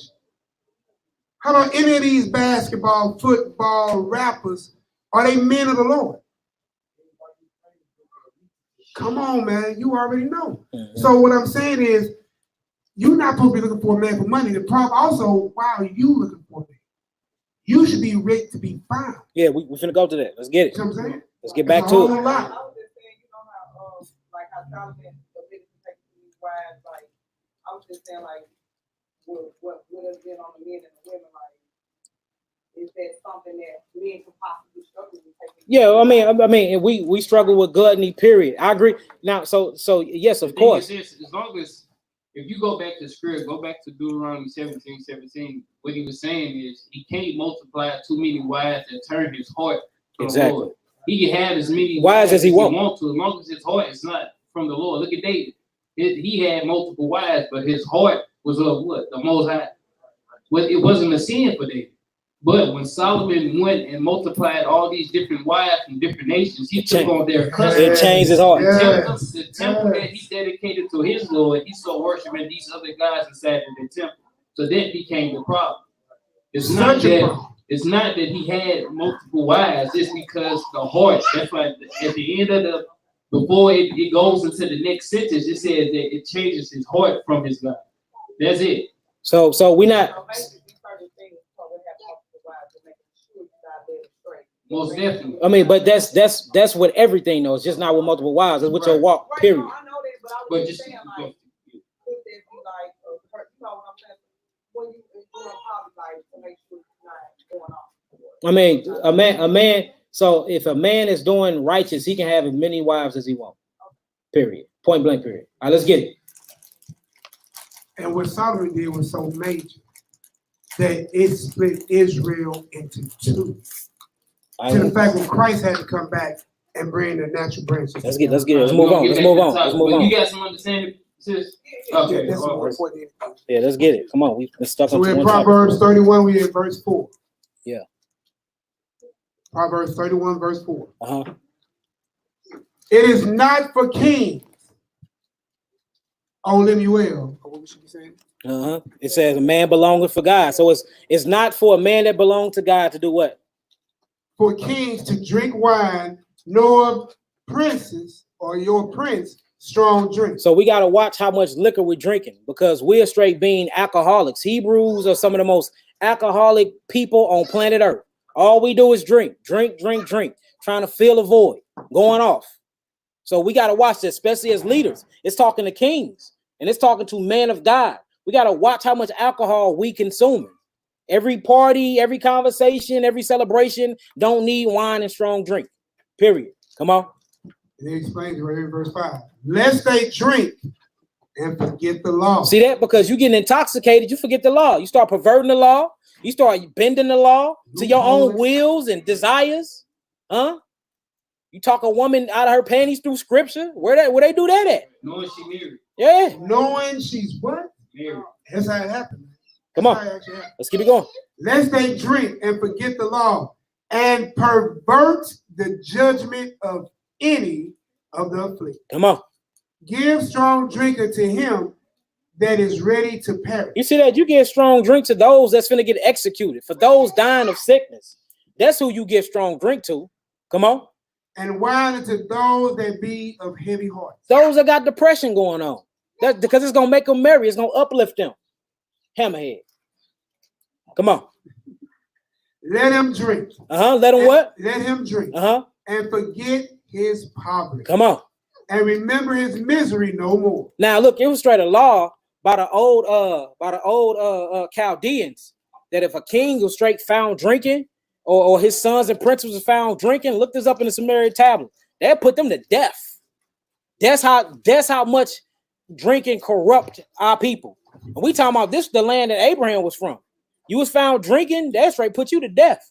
Because they had a certain creed and law where certain kings and bloodlines couldn't even drink. Showing you how destroying alcohol is. You know what I'm saying? Not only do it destroy your mind, but it destroy your liver. So we got to watch out and make sure we're not drinking so much. You know what I'm saying? We, as Hebrew Israelites, we drink way too damn much, y'all. We do. We need to slow that down. Come on. Verse 8. Open thy mouth for the dumb in the cause of all such as are appointed to destruction. Come on. Open thy mouth judge righteous. Now, again, we talked about this earlier, the political part. We're supposed to be speaking up for those that can't speak for themselves. We're supposed to have our own political parties. Supposed to have our own people that know the law. Our own people that know how to bring that sovereign reign of Yahweh. Our own people that know how to go into court and speak their linguistics to get us out of traffic tickets and stuff like that. Yeah. So we need lawyers. We need somebody to speak for us, to help keep us, while we in captivity, keep us in peace, according to Jeremiah chapter 29. Period. Seeking peace in the city. We see through all the Bible, people were straight coming up. Our people was coming up in captivity. How is that? Because they were keeping the blueprint. They were keeping the laws and statutes and commandments. Come on. Open thy mouth. Judge righteously. Not that Tupac doctrine. Come on. And plead the cause of the poor and needy. Come on. Who can find a virtuous? Now here you go. Now remember, we stopped this right here to go back to Genesis chapter 2. Now, before this question was even asked, he had to have everything ready for when he received this virtuous woman. What did he have to have ready? He had the house, he had the food, he had the water, he had the land, he was trained up, he fashioned his house, and he kept the ring that he guarded, right? Not only that, he had the tree of life, which is the word of God there, and he had counsel. He had elders in his ears, which was the outside, these trees in the garden, these angels to minister unto him. Then he looked around and was like, dang, I don't have a help meet for me. So now once you establish this and you get these things in order, all right, now it's the question, who can find a virtuous woman? We look up the word virtuous woman. That word meant Mikha'el, a shet Mikha'el, mean to be a powerful woman, a woman of strength, a woman of stature, a powerful woman. Come on, Isaiah, turn around. Come on. So Ebony, also, when we were just talking about, it says it verbatim. Not women going to pick men. How does that work for y'all? Oh, no, I don't. No, I'm just saying in past. I'm just saying, and not judging nobody. But what I'm saying, in times past, it does not work. Anything against this blueprint will not work. People, when it says, who talking to the king, the son, the leaders, the men, this prophecy, who can find a virtuous woman? Yeah, we actually finna go into that Proverbs 12, 1-4. So, for her price is above rubies. That's what he spoke about earlier about the dowry. That's why you pay the father, because you're taking wealth out of his house and bringing wealth into your house. You see what I'm saying? A woman is to be covered from the cradle to the grave. Okay. A woman supposed to be covered from the cradle to the grave. From her father to her husband, and if that goes away, it goes back to the father. Or it goes to the Numbers chapter 30, read it and understand. Or it goes to man that's looking out for widows. If something come. All right, let's get it. Verse 11. No, start at 10 again. 10 again. Who can find a virtuous woman? For her price is far above rubies. You see that? So she's worth more than rubies. Yeah. She's worth more than gold. And the reason why is because she actually gets you all those things. Once we keep reading, she bringing back jewels, she bringing back money, she bringing back clothes, she bringing back everything. But she have to be as strong. So what we're going to read is, this is already installed inside of every woman. They have to activate that, though. It's already there. Then this is supposed to be created or brought out by the Father. Remember that. You know what I'm saying? She was already a virtuous woman. That's why it says, who can find a virtuous woman? Meaning when you found her, she was already what? Virtuous. The man didn't bring that out of her. Her father brought that out of her. That's why we have to be in our children, especially our daughters' lives. On them hard. Don't let them breathe. Straight up. On them hard. Don't let them even breathe. Straight up. For real. That is. Yeah, most definitely. The woman appreciating value too. That's right. Yeah. Soon as he get home. All right, come on, let's get it. Verse 11. The heart of her husband does safely trust in her. Come on. So that he shall have no need of spoil. He shall have no need of spoil. When you look up this word spoil, it actually means splendor or plunder or gain or what they call booty. And these are spoils you get from war, meaning that she straight bring equity and material gain to the household. So all this, the woman sit on her hands and don't do nothing, ideology It's off according to scripture. She have to work too. But who she work for? She work for her man. She don't work for a system. She work for a man at home. She's a teacher. She's teaching the children. She's teaching them prophecy. She's into agriculture. She's into netting and sewing. She know how to use a sewing machine. She making clothes and she's selling the linen. You see that? So look, what I want to do is stop there right here. I'm not going to change the screen. Give me Proverbs 12, 1 through 4, brother. Proverbs 12, 1 through 4. Let's further back this stuff up and we're going to keep it going. Proverbs 12, verse 1. And I said last class, if you a man and you're not bringing in no type of income and you have multiple wives, shame on you. If you a woman and you got a man and you don't even know how to use a sewing machine yet, shame on you. Learn it. Shame on you. Straight up. It's time to learn. It's time to build these things up, especially as we talk about community. How you don't know how to work a needle and a thread? How in the hell you ain't got no money in your pocket when you know money is a strong defense? If you a man and you don't have a natural sword, a gun, a knife or something, shame on you. How are you protecting your family? Huh? How are you protecting your family? Straight up, if you're a woman and you're not listening to your man, shame on you. Because both of y'all are bringing down the household. A wise woman buildeth her house, but the foolish pluck it down with her own hands. Straight up. Let's get it. Proverbs 12, 1 through 4. Proverbs chapter 12, verse 1. Whoso loveth instruction, loveth knowledge. Woo. But he that hated reproof is Brutus. Uh-huh. A good man obtaineth favor of the Lord. You see that? So a good man obtaineth favor of Yahweh. Come on. But a man of wicked devices will he condemn. Come on. A man shall not be established by wickedness. Ooh, come on. But the root of the righteous shall not be moved. Come on, keep reading. Check this out, y'all. Come on. Verse 4.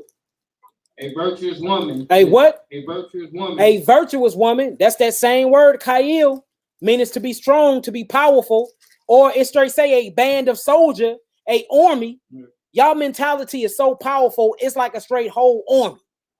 Huh? Who wouldn't want that woman in their bed every night, sleeping next to them and building up their household? Huh? Her mindset is like a whole band of army. You know how much wisdom that is? Huh? Now we see why a woman is likened onto wisdom. Read that again. Verse 4. A virtuous woman is a crown to her husband. See that? A virtuous woman is a crown to her husband. Huh? So a virtuous woman help him become what? King. Y'all reading that? Hey, boy, watch that in your book. Straight up. Come on. But she that maketh ashamed is as rottenness in his bones. You see that? But a shameless woman, not a shameful, but a shameless woman kills him quicker. Stress, rotten to his bones. Whenever your flesh starts to rot, that means you're decaying, you're deteriorating, you're dying. You see that? So the wife, a wife have the ability to actually prolong her husband's life or shorten his days if he don't get rid of her, if she that wicked. You see that? All right, let's go. Come on. Let's get back to it. Proverbs 31, verse 11 again. Verse 11 again. Yep, verse 11 again. All right, y'all. How we looking? Proverbs 31. In verse 11. All right. The heart or the mind of her husband does safely trust in her. Now, why do we safely trust in her? Because she's a virtuous woman. She's a mighty woman. Now, look, we're gonna pick up this word virtuous. Let me show you what this blue letter Bible do. Let's pick up this word virtuous, which is Mikha'el. Let me play it for y'all, and we're gonna see when it's used in the Bible. 24:28. Mikha'el. Mikha'el. Now check this out. When we look this deal up, all right, it says it is used 56 times in the Bible for army. Hold on, how is you describing a woman used 56 times as army? It is used 37 times for man of valor, which means mighty man. It is used 29 times as an army of hosts. Huh? A virtuous woman.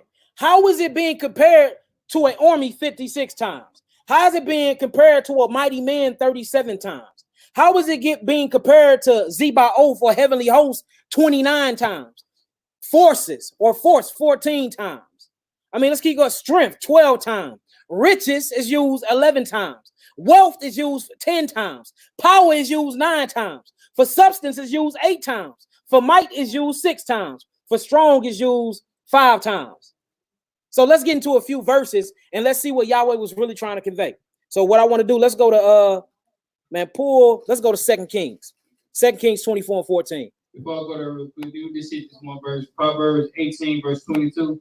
It said, whosoever findeth a wife, findeth a good thing, and obtain favor for the Lord. Yeah, I was y'all read my verses, man. Proverbs 18, 22, man. You going on. Come on, let's get it. All right, we're going to 2 Kings 24. 2 Kings 24. We're gonna do 14. We're gonna do a couple one hitters. 2 Kings 24, verse 14. Now check this out. So in this instance, virtuous woman is actually gonna be used for the word mighty men. If you look up, it's gonna be the same concordance and everything. Why is a virtuous woman being compared to a mighty man? Why is that? Because that's how powerful she is when she's being virtuous. Straight up. Let's read it. 2 Kings chapter 24, verse 14. And he carried away all Jerusalem. And all the princes. And all the who? Princes. And all the mighty men of the Lord. Even 10,000 captains. Come on. And all the craftsmen and smiths. Come on. None remain. Save the poorest sort of the people of the land. Now let's look this word up. Now when you get into there, all right, mighty man of valor. When you look up that word, what y'all see? Y'all read that for me. What that say? That says H2 428, and what do it say? Strong's H2428. Mikha'el. Mikha'el. A virtuous woman. So we see that she's used as mighty man. If you actually go to Exodus chapter 18 to 21, that same word is used as an able man, meaning able to get up, able to move, able to keep the commandments. If you go to Genesis 47 and 6, it's used as a competent man. Y'all know what competent mean, right? Who know what it mean to be incompetent? Unable. See that? So your woman's supposed to be mighty. Your woman's supposed to be an able woman. Your woman supposed to be competent and able to do. And then it's used again for judges in the book of Judges. Hey, bro, have you ever tripped off the fact what you was reading?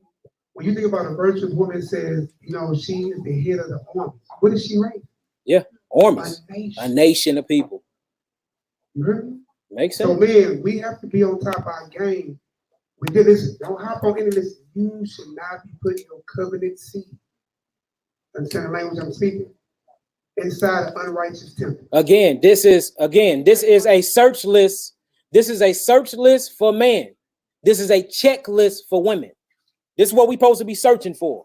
If you searching outside of this, you're going off and it ain't gonna work out. Women, if you can't check all these off, you got a lot of work to do. Flat out. And this is before he found the virtuous woman. These supposed to be in check. This is the search list for me looking for a woman, and this your checklist to make sure when you get found that you good. Straight up, that's what it is. Like it or not, I mean, it is what it is. And again, she not talking to women. She talking to her son about what to find in women because she's a woman.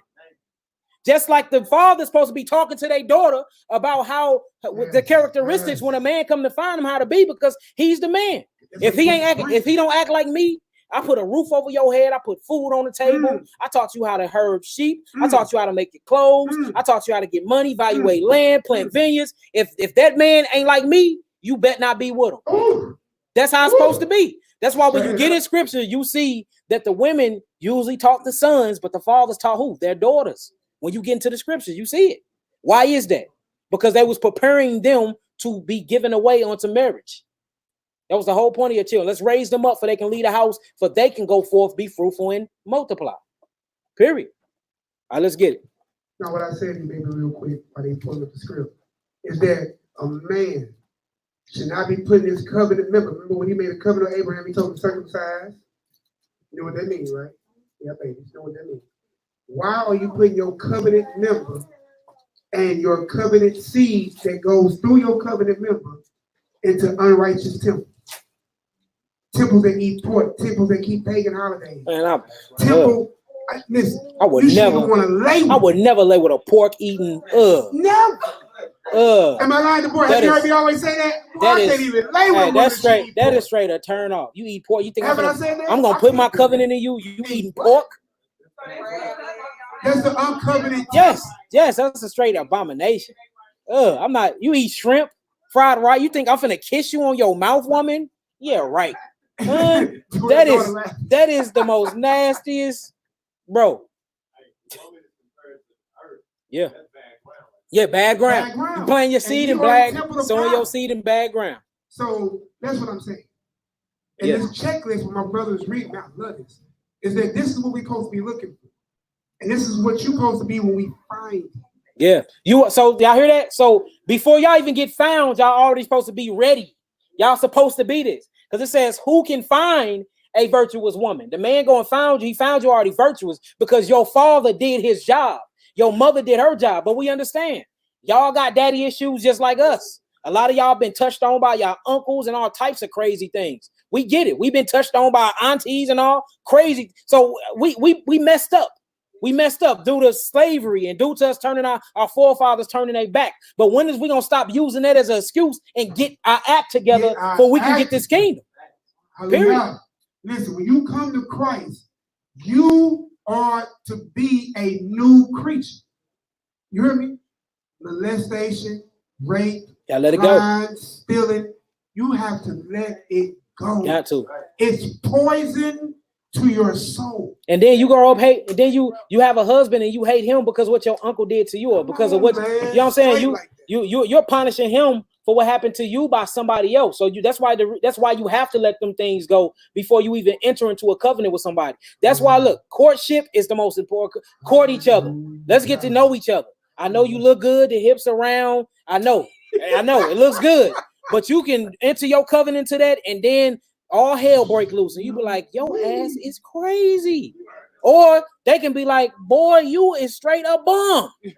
You don't do nothing. You can't even put gas in my car. Straight up, hey, both what? You don't even know how to cut. You can't even change my tire. Going on. You see what I'm saying? Hey, straight up. You tell me to come over your mama house. I'm finna meet your mama. No, we finna spend a night. Spend a night at my mama. You going on? You going on, man? Straight up. Hey, ain't no way in heaven you should be having wives starting off with no home. Not gonna understand if y'all together and things go wrong and y'all gotta rebuild. Y'all gotta go somewhere to find. But ain't no way you should be getting wives. I'm talking about one. You should not have one wife and you still at home with mama. It says man must leave father and mother and cleave unto his wife. What are we doing here? Straight up.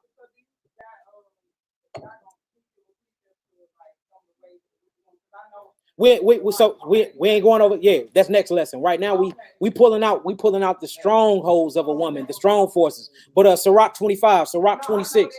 Yeah, but yeah, we going over that. He made me stop. Yeah, because that's for next.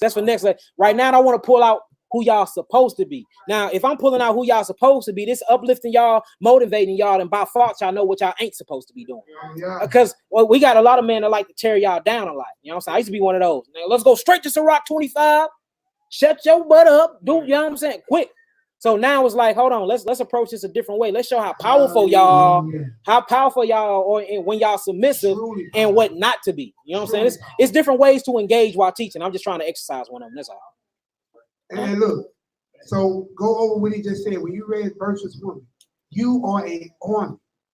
Right. You are the army, or you are the head of the host. You are the mighty. You are the valiant. And you are the wealth. You are the wealth. That deal said you bring the gain, the wealth.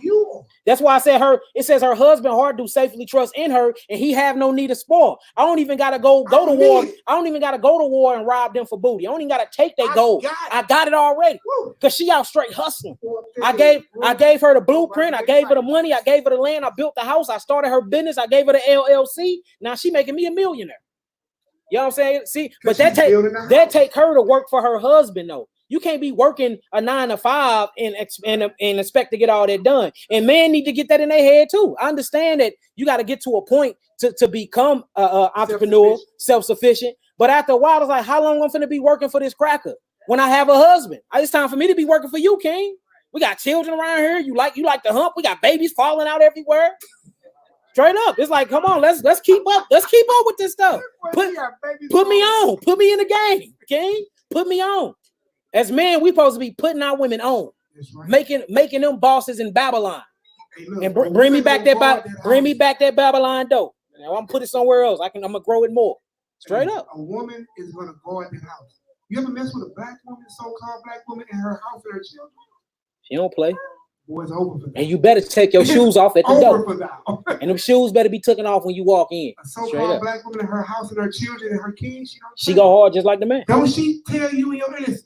I had to go back to Soraya and women listen. They'll be in your ear and give you more wisdom behind the scene. Hey, hold on. Wait, we're finna read that few verses. All right, come on, let's read. We finna get to that. I'm glad you see. We're getting to that. Hey, value the woman. You hear me? This ain't the woman bashing. Value. Yeah. Right, value. And disregard the wicked one though. Get rid of her. We don't shelf. ASAP. We don't shelf wives. You can't change. Hey, we shelf books, not wives. We put books on the shelf. You can't change. You getting ready. Hey, cut her off from the flesh. Give her a build of the voice and let her go. You know what I'm saying? We trying to build a whole community. We ain't got time for no wicked woman. No. Hey, patience runs out. You know what I'm saying? It's a difference between long suffering and being stupid a real long time. Hey, straight up. All right, let's get it. Come, brother. Here go one that ain't even been open. No. Here you go. All right, come on. Let's get it. Let's get through this. We're gonna read through this and then we're gonna end it and we'll pick back up another day. Yeah, we've been doing a lot of talking, boy. Parched up here. All right, we in Proverbs 31, verse 11. Mm-hmm. It's 3 o'clock already. We're gonna read down a few more and then we're gonna pick back up. Man, I ain't gonna lie. Right, we ain't gonna even be able to make it through this whole chapter. That's it. Hey, let's get it. People don't be liking these long lessons, y'all. They don't. They be like that class of 4 hours. I couldn't even watch it. I'm like, dang, the good part was at the end. You know what I'm saying? So I'll be having to chop them up, y'all. I can't go forward. I can't do it. I'm sorry. I've been better. I've been under 4 hours late. That's the clues and lessons for the day, family. All right, so look, we in Proverbs 31:11. Let's get it. All right. The heart of her husband does safely trust in her, so that he shall have no need of spoil. Now, this word for spoil is plunder. Look it up, and it's actually talking about monetary gain. Not only spiritual substance, but monetary substance. And now we finna see why is that? Because this woman is a straight go-getter. She don't sit on her hands and wait for handouts. She's a go-getter. She's a hard-working woman for her husband. She don't sit around and just be like, pay the bills, and I'm just gonna give you my bottom area. Then you might well be a whore. If you just sit around and get hit and I pay your bills, you a whore then. You know what I'm saying? If that's what we agreeing to, or is you my woman, you my wife? You supposed to be building up my household. All right, come on. Verse 12. She will do him good. She will doing what? Good. And not evil all. Some of the days. All. You know, just when she's not on her cycle. All. Whenever she pissed off. All the days. She gonna do him good, not evil, all the days of her life. Come on. Come on. All the days of her life. So she ain't getting mad and she ain't running and telling Facebook. She ain't putting subliminal post up about him. Creating cool. You see that? She ain't creating cliques of women to rebel against him. She's not starting rumors. She's not pillow talking with other women about what's going on in her household. She ain't doing that. She's virtuous. She's a mighty woman, strong. Her consciousness is an army within itself. Street, see that? Come on. Come on. She seeketh wool. She do what? Seeketh wool. So she looking for fabric. What's she finna do with this fabric? Come on, chill out, bro. And flax. And worketh willingly. She do what? Worketh willingly with her hand. That mean, King, what do you need me to do today? King, what am I doing today? King, let me look at the board. All right, teach the children at 8. Breakfast at 6 a.m. because you know y'all got to get up with the sun.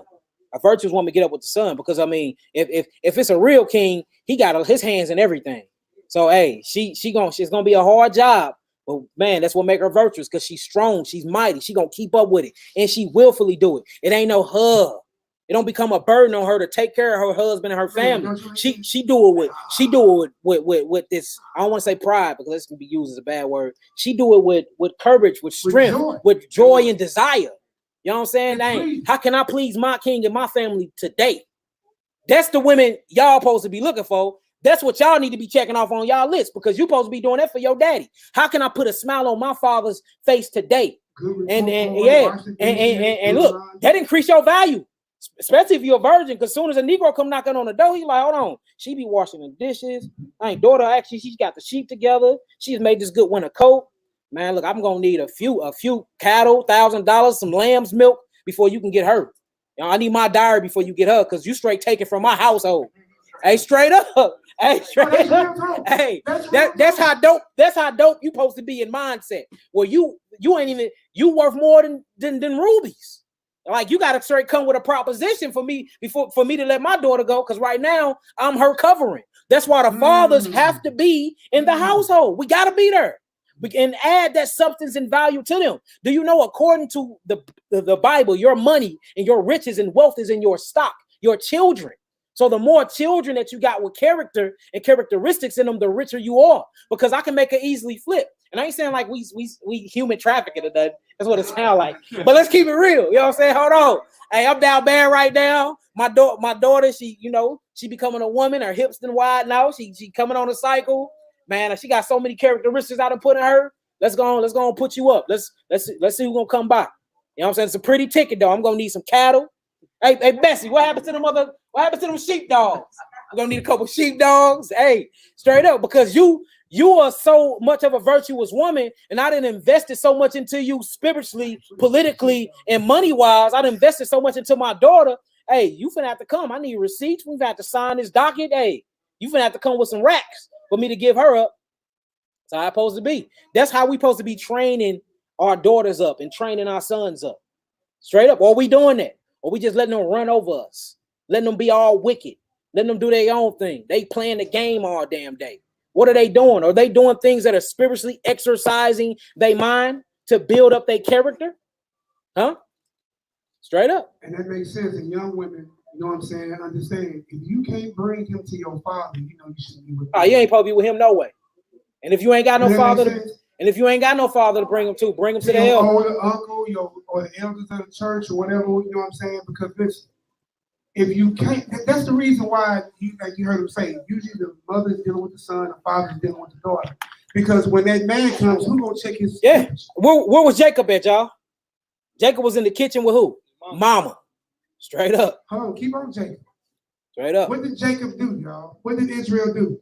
He went to the father. Yeah.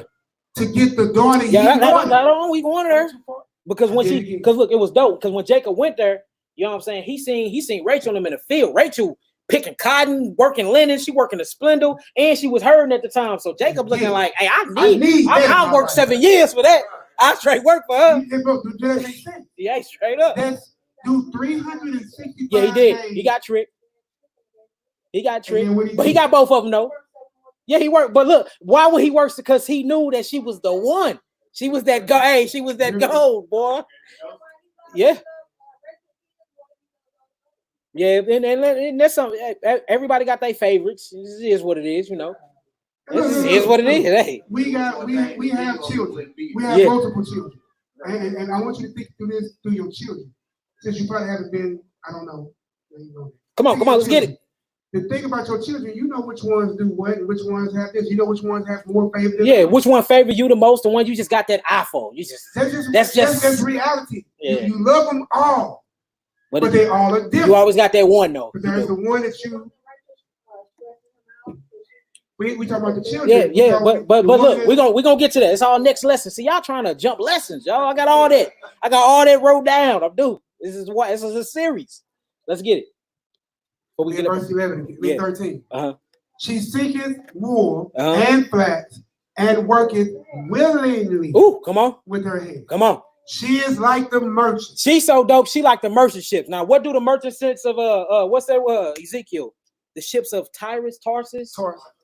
They look, notice that the ships, if you get into the Ezekiel, the ships of Tarsus never stopped. Literally, they will pick up merchandise, drop it off to a different coast, come back and do it again. The ship never notice it didn't say she was like the captain of the merchant ship, because I mean you got to get sleep, but she like the merchant ship. That engine ran 24/7 except if it was getting worked on. So she is like the merchant. Yeah, she's noticing it when talking about nobody. She's the ship. Meaning she's coming with what? Cargo, precious cargo, wealth. We ain't never looked at a woman like that. Actually has a wealth meaning. Exactly. And we're not saying we here to pimp y'all or nothing like that. But hey, we built the house. Y'all better make it a home. Straight up. And y'all appreciating value. Yeah. I plant the seeds, you gonna rear them up. You plucking them. I planted the vineyard, you're gonna bring me the grapes. You're gonna press me some wine. You see what I'm saying? I build the house, you're gonna put all the furniture in here. You're gonna color coordinate. You know, y'all are coordinators. Hey, look, didn't Christ do that? When God said, let us make man our own image, Christ went to work. Yeah. It said Christ created everything, visible, invisible, principalities, thrones. Yeah. Listen, all under the orders of his father. Okay. So why does that sound strange when it comes to the man and woman? Okay. But it's cool when you do that with your children. Yep. We gotta fix that break between the man and woman. Yep. This is the blueprint. This is the blueprint. If we can get this blueprint back together, hey, like straight up slavery, oppression, all this, the revolution to come. Christ will be like, all right, they ready. My church is without spot or wrinkle. Let me go get my wife. Let me go get my bride. And all this will be over. We always talk about how we want this to be over, but ain't nobody working towards that common goal. That common goal is practical application of Torah, applying the blueprint to your life, making it action. Period. Let's get it. Let's get it. Verse 14. She is like the merchant ship. Now what she do? She bringeth her food from afar. Meaning she just not picking every certain type of food. She's wise with her food. She bring her food from afar. And most likely she getting it in bulk.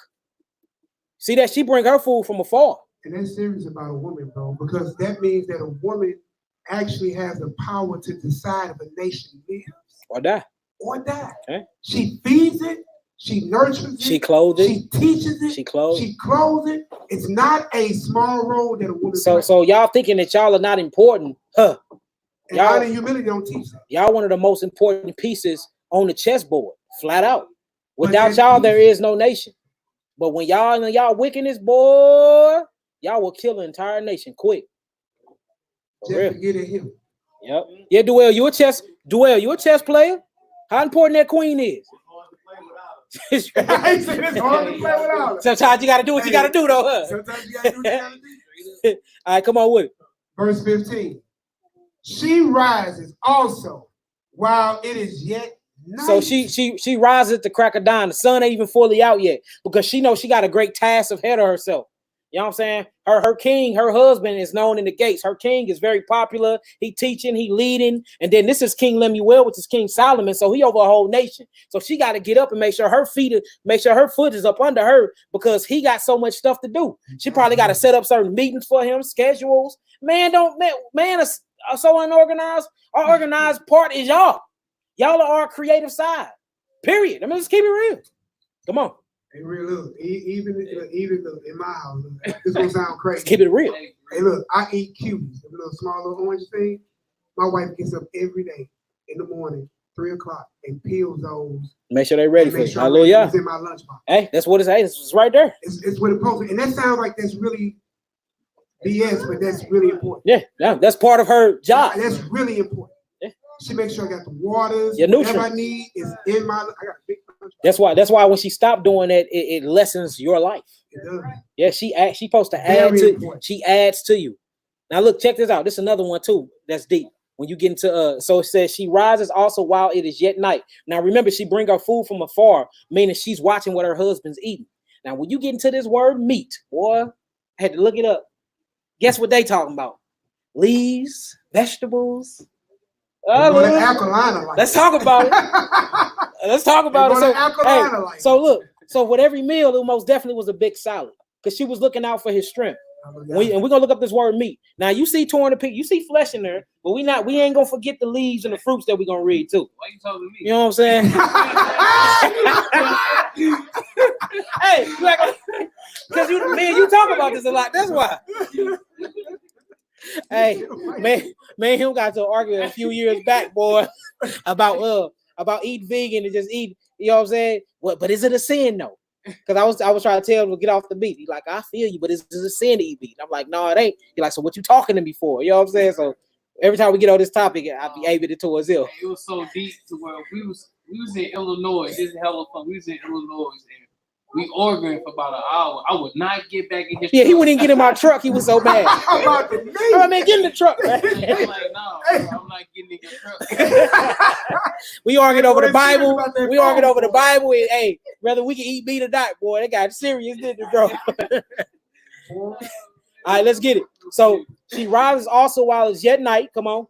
And giveth meat to her household. All right, and a portion to her mate. Now look, so she rises, she makes sure her household good, and this is how you know her king was a very busy king, and he required more women because they got maidens. She needed help. She doing so much, she needed help. Go ahead, sister. She got a mic. Can we give her a mic now? Hold on. Because get that. Yes, say that, sister. Say that. Yeah, that's very important. Very important. And we're gonna go in on that too. We're gonna go in once you explain it.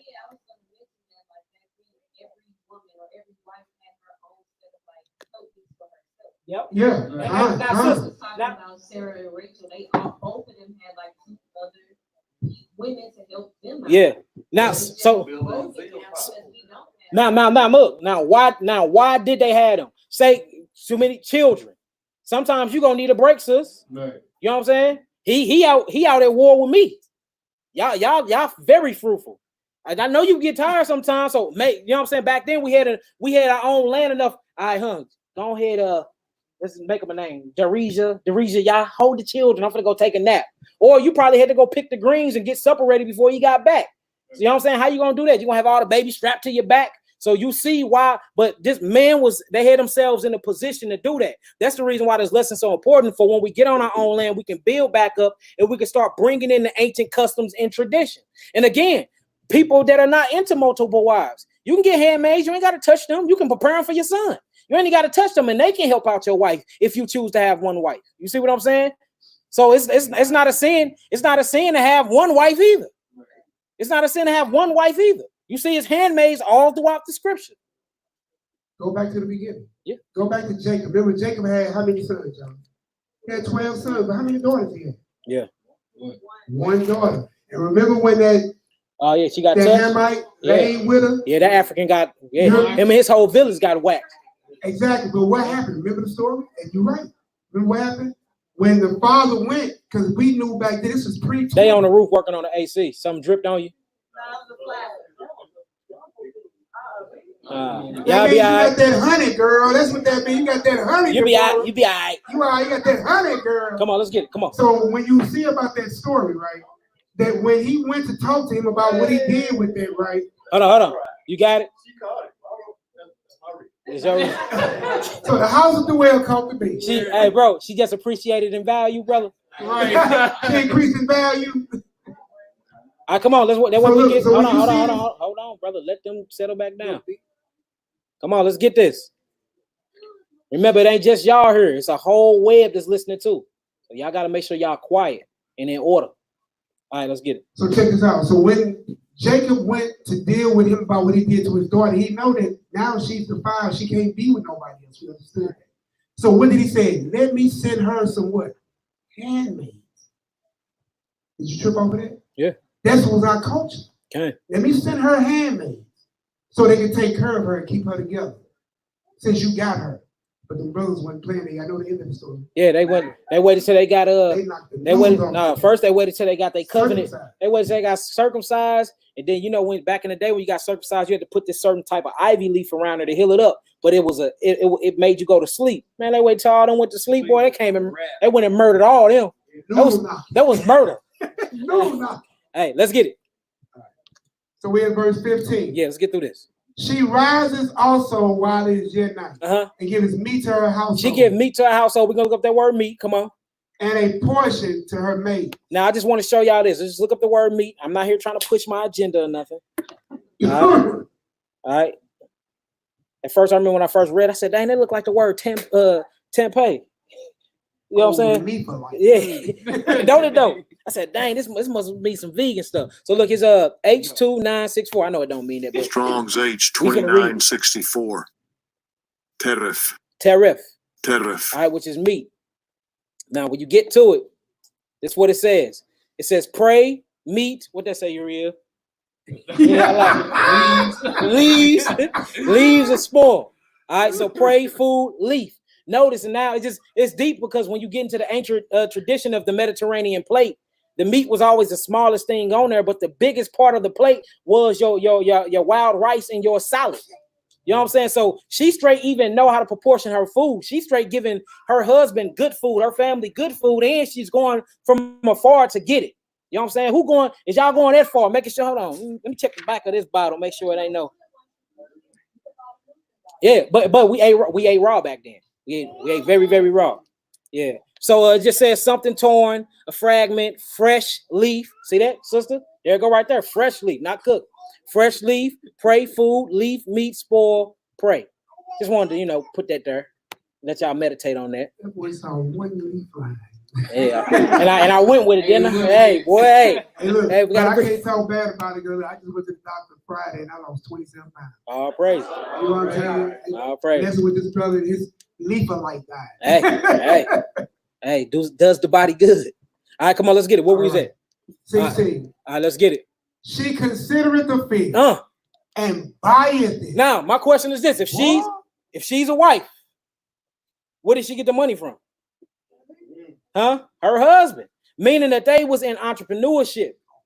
She going around with the bag on her. She see a field. She like, I'm gonna buy this, and let you know that she had scouting potential too. She knew how to look at the grass, the ground. She knew how to, pick that up, throw it in the wind. See, you know what I'm saying? See what was in the earth and all of that. And she bought it and she came back. And remember, her husband do safely trust in her. So she's so trustworthy that she can make pre-decisions because her husband already told her, I know you're gonna bring me substance back.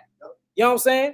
So when you are truly submissive 100%, that's where your power is. You find your own identity in that in itself. She walking and she consider her field and buy it. She ain't even hollered at her husband yet. And shows you considerate means to think. She's a thinking woman. She just don't make crazy decisions. She don't work off of impulse. She thinks. Wise or woman of wisdom. Yes, come on. She considereth a field and buyeth it. Come on. With the fruit of her hand. With the what? Fruit of her hand. That's back there. Come on. She planted a vineyard. So who planted the vineyard? The woman. Do y'all realize how hard it is to make a vineyard? Do y'all realize how hard it is to make a vineyard? Let's look it up. Isaiah 5, 1-3. Read that. I ain't gonna even go to it. Isaiah 5, 1-3. Let's see what it takes to even build a vineyard. Let's see what this takes to build a vineyard. Shalom, shalom, brother. What's going on, Rod? Isaiah 5, 1-3. Isaiah chapter 5, verse 1. Check this out. Now it says that she considered a field, she buy it. With the fruit of her hand, she builds a vineyard, right? This show you that a virtuous woman is active. She constantly bringing money. She's bringing substance to the household, and she builds. She's a builder. Do y'all know how to plant a vineyard right now? If it's a no, we need to work on it. Can y'all, is y'all seeking wool and flax and putting stuff together for your kings and for yourself? Because it says she make herself scarlet. It's time to work on it. And she make herself thick clothes for the winter and her children. It says she ain't worried about the snow, meaning that she's good in preparing and preparation too. You see that? Preparing and preparation. Come on. Isaiah chapter 5, verse 1. Now will I sing to my well-beloved a song of my beloved touching his vineyard. My well-beloved have a vineyard and a very fruitful field. Come on. And he fenced it. He did what? He fenced. So you have to fence the vineyard because the vines got to grow up a certain way. So that means she got some type, she actually know how to use a hammer and nails to build the fence before she make the vineyard, because remember, them grapes got to grow a certain way to drop down before you pluck them and press them. So she got building skills. See that? So y'all need to be watching. Y'all man, when your man's or your husband's working on something, stick around and learn these things. Because y'all the one who's gonna be out there helping with the garden beds, building, yeah, with your other sisters, especially if we doing community. We're gonna need garden beds. Y'all need to learn how to put these 2x4s together, how to put the nails in them, how to lay down the tarp before you put down the soil. See, that virtuous woman ain't no joke, is she, y'all? She built it. Hey, she straight go hard. Straight up. Let's get it. And gathered out the stones thereof, and planted it with the choicest vine. You okay? And built a tower. Hold on. So look.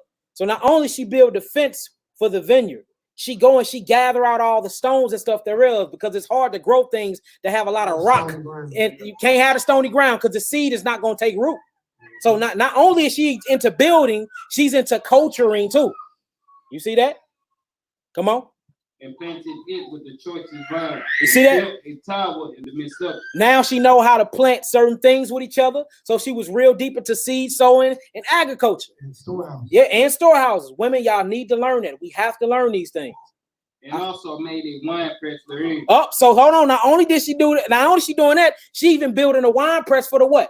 For the grapes when she's ready to harvest from the vineyard. Huh?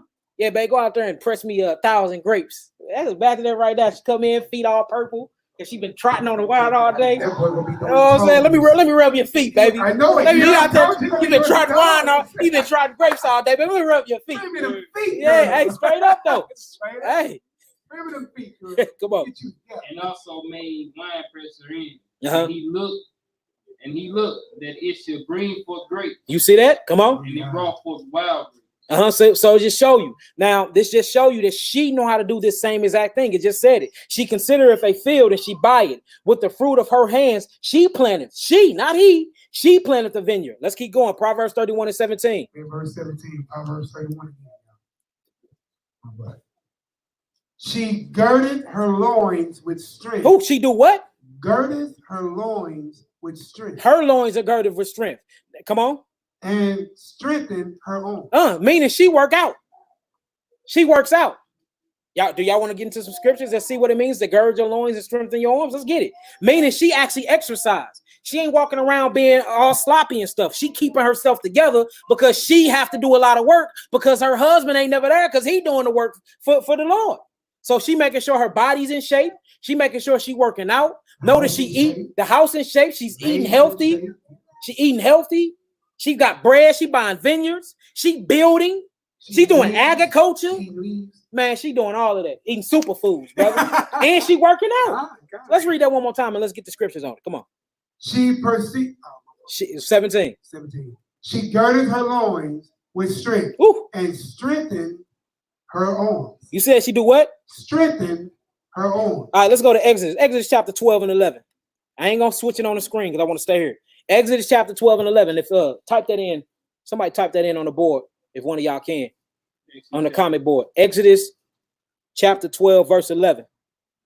Let's see what it means to truly strengthen your loins. This show you that she was into physical labor and she wasn't ashamed. It says she worked willfully with her hands and she looked good, body toned up, arms looking good. You see what I'm saying? So she actually was physically healthy. All right, come on. Exodus chapter 12, verse 11. Exodus chapter 12, verse 11. And thus shall ye eat it with your loins girded. With what? Your loins girded. See that? So look, the reason why they had to eat the Passover with their loins girded, because they was finna be doing some what? Some moving in haste, some running. So this is physical activities to gird up your loins. You see that? So she wasn't just sitting around on her hands. She didn't just have an idle mind all day, sitting around on the phone, talking about personal things that's going on, speaking about other people's households, talking about what the sister was wearing. You know what I'm saying? Running her mouth. And it also says that what came out of her mouth was wisdom. What came from her tongue was gentleness. Or y'all that at home? Are you that with your husband? That's a virtuous woman. That's what you're supposed to be. And that's what's going to bring our culture back. Just like we got on the man last week, of what they need to do to bring the culture back, to bring this blueprint or this spiritual revolution. Come on. Your shoes on your feet. And your staff in your hand. And what? And your staff in your hand. Meaning to gird your loins, meaning some action was finna take place. And it says that she girded her loins with strength and she strengthened her arms. Come on. and ye shall eat it in haste. It is the Lord's Passover. It is the Lord's Passover. Let's get one more. Let's get two more. Let's go to 1 Kings. 1 Kings 18 and 46. 1 Kings 18 and 46. 1 Kings 18 and 46. We're going to do two more scriptures. We're going to get up out of here. 1 Kings. Okay. 1 Kings 18 and 46. Let's get it. And the hand of the Lord was on Elijah. And he girded up his loins. He did what? Girded up his loins. Now, what's going to take place soon after? You're going to see movement. You're going to see motion. You're not going to see idleness. The worst thing is to have an idle, lazy woman, man. Don't have that. Do not condone that at your house. Because soon as that condones, she's going to start taking root, and you're going to start hearing her name and all types of mishaps. She got too much time on her hand. Put her to work. Put her to work. Make her appreciating value. Like Duell said, a virtuous woman appreciating value. She's too busy doing things that she's supposed to be doing for you. All that idleness, only time she's supposed to be sitting down for real is on Shabbat day. And that's after she done prepped Shabbat the day before. All right? What they say, an idle mind is a devil's workshop? Straight up. Come on. Verse 46 again. And the hand of the Lord was on Elijah, and he girded up his loins and ran before. He girded up his loins, did what? And ran before Ahab. And ran. So now when she say, now when you go back to Proverbs 31:17, she girded up her loins with strength and strengthened her arms. That means she's always on the go. Then we read scriptures that say she walked up before just to get her food. She bring it back. And she bring it back. So this woman is moving. This woman is constantly in motion to bring and build up her household. Remember, a wise woman buildeth her house, but the foolish one teareth it down with her own hands. Y'all get that? Let's keep it going. Let's go to one more. 2 Kings 4 and 29. I love precepts. 2 Kings 4 and 29. 2 Kings 4 and 29. We finna get up out of here. We've been, that's my longest I've been live in some years. 2 Kings 4 and 29. 2 Kings chapter 4, verse 29. Then he said to Gehazi, gird up thy loins and take my staff in thy hands. You see that? Gird up the loins, take thy staff. Come on. And go thy way. See that? More motion again. Yeah. Come on. If thou meet any man, salute him not. And if any salute thee, answer him not again. All right, we can stop there right there. Let's get back to it. Let's read this on out now. So we see that she's moving. She's working. Come on. Let's go to 31 and 18. Proverbs 31 and 18. Let's finish this on off. Proverbs 31, verse 18. She perceiveth that her merchandise is good. Meaning she got confidence in her entrepreneurship. She perceiving her merchandise good. She know it's going to sell. She knows she's going to make a flip. Come on. Her candle goes not out by night. See that? Her candle don't go out by night, meaning that she's going out. She's getting the candle wick. Back then, it wasn't such thing as electricity. And the light went all the way out through the whole night. It burned through the whole night, meaning that she made sure that candle tended a flame. And this also means that she didn't fall off mentally too. Come on. What's that? I ain't never tired. Yeah. She led her hands to the spindle. Y'all know what the spindle is, right? You got two types of spindle wheels. One go inside a mill, where you can spin that thing with your foot press to make food, to make pasta, to make bread, or to make clothes. Then you got another spindle wheel where they used to drive it through a whole lamb, and that deal just used to turn over the fire for hours. You see that? So it says, read that again. She laid her hands on the spindle, meaning she making clothes with the spindle. She cooking with the spindle. She making breads with the spindle. Come on. And her hands hold the distaff. And that's what the distaff is. The distaff is that pumper. And just write this down. We ain't gonna go to them. The distaff, Genesis 18. Man, let's get it. Let's just get it real quick. The distaff. I'm gonna just show y'all one instance. I'm gonna show y'all one instance where the distaff is used and the spindle is used. Let's go to Genesis 18, 5-8. That'd be the only one we using. And then y'all write this down. Genesis 24, 18 and 20.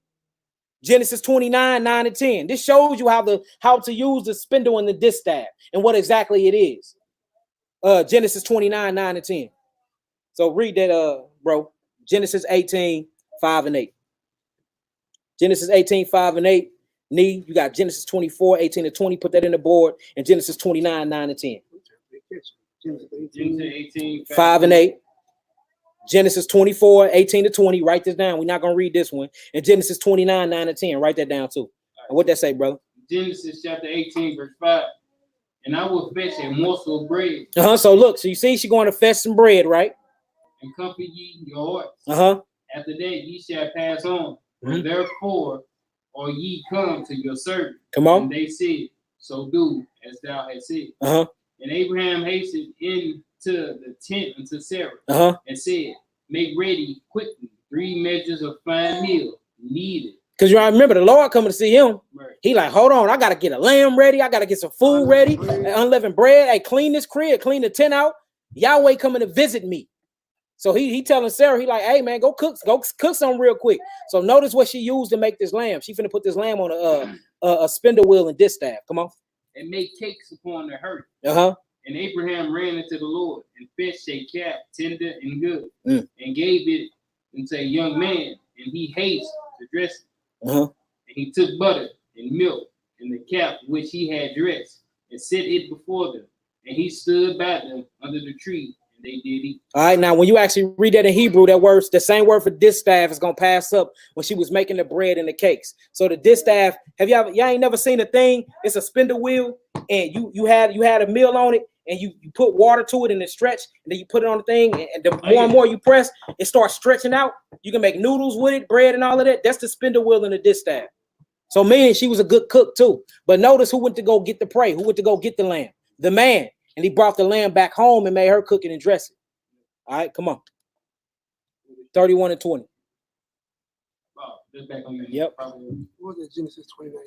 Genesis 29, 9 and 10. We got a few more verses, y'all. Notice they ate calf. Yeah.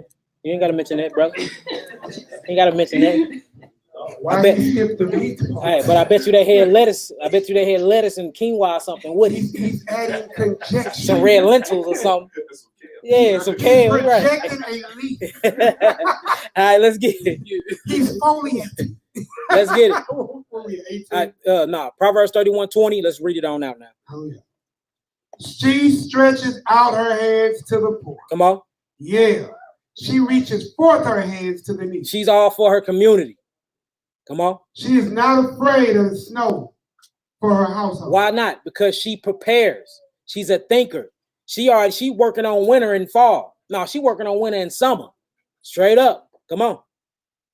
She is not afraid of the snow for her household, for all her household are clothed with scarlet. Now, scarlet, if you look up the word, this is an actual plural word, meaning it means many layers of scarlet. Meaning she was making them coats of scarlet. Scarlet is one of the most expensive, and that's how you know they was getting money. It's one of the most expensive linens ever, especially if it's dyed in purple. Because purple comes from a purple shell or purple sea moss in the sea, which the scriptures speak on, because you got to dye that purple out to dye your clothes. So meaning that they had royalty. You see what I'm saying? So that word scarlet actually means many layer when you get into the Hebrew word of it. Notice the end of that word got a mem in it in Hebrew. So it ain't talking about just a silk scarlet sheet. It's talking about many layers of it, which means they was making some money too. Come on.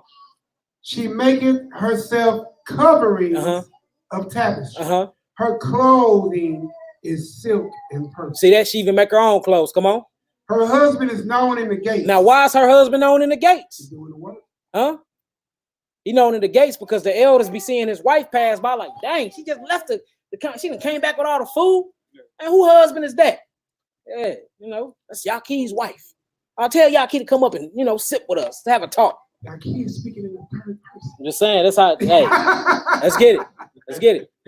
Her husband is known in the gate. When he sitteth among the elders of the land. Come on.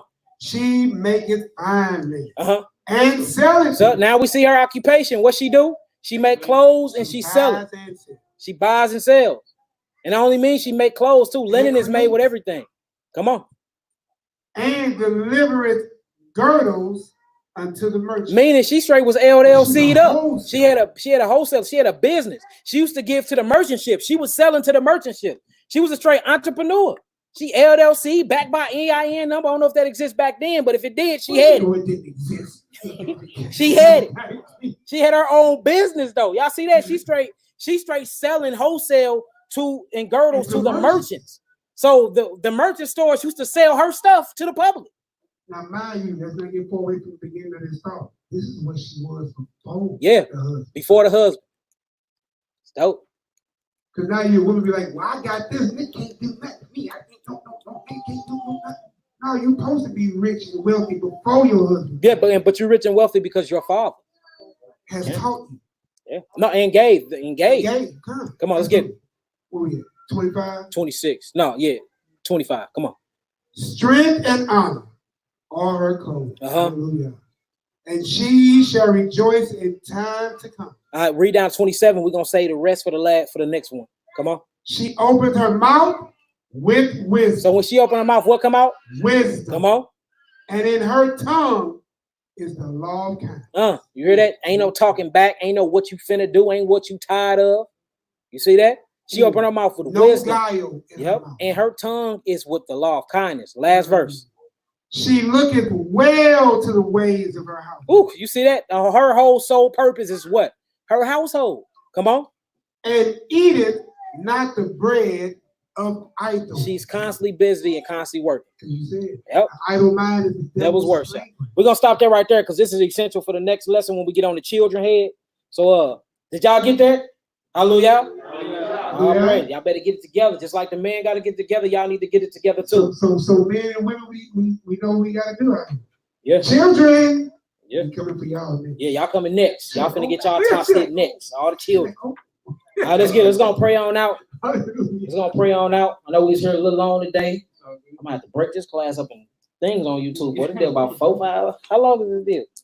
All right, let's pray on out, y'all. Y'all got some understanding online? Give me some hallelujahs and we're gonna pray on out. All right, let's get it. Who in the bathroom?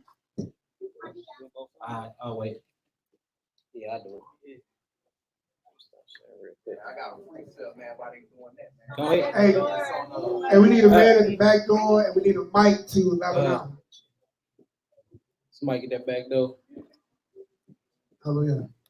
You about to multitask, boy. I see. He was on it with. He was on it too, boy. Go ahead. The precept is out of the book of 1 Corinthians, chapter 11, verse 7. He already took your verse. Hey, you know those on my next lesson.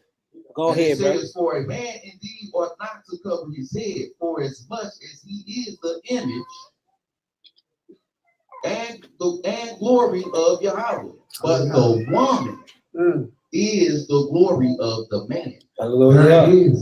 Hallelujah. You can't make this up. It's time for, like, in order to bring the spiritual revolution, we're gonna have to start applying the blueprint. We got to get this blueprint back. All right, we're gonna wait till Uriel get out, and then we're gonna pray on in. Hallelujah. Pray on out. But y'all did get some understanding, women? All right. So y'all see y'all got a checklist now? All right, man. Y'all see y'all search list? What y'all need to be searching for? All right. Let's get it. Don't come home with the gal from the hood, fresh off the block. Talking about I love her. Let's get it done. Then wonder why you got baby mama son. Are y'all ready?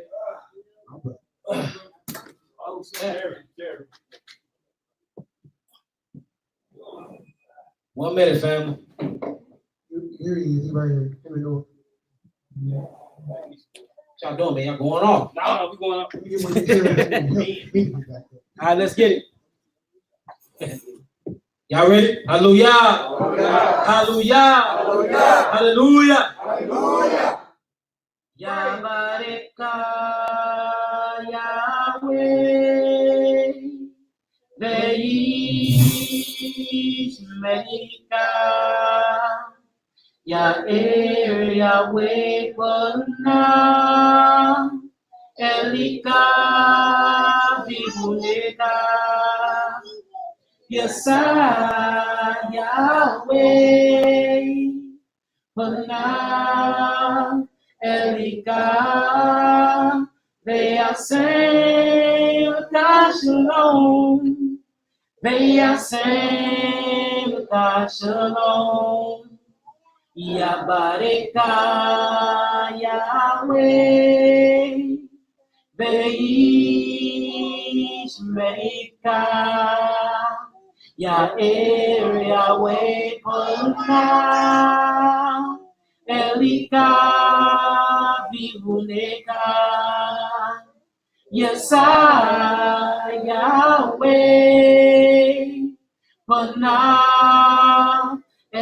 Mika, Vea sempre shalom. Vea sempre shalom.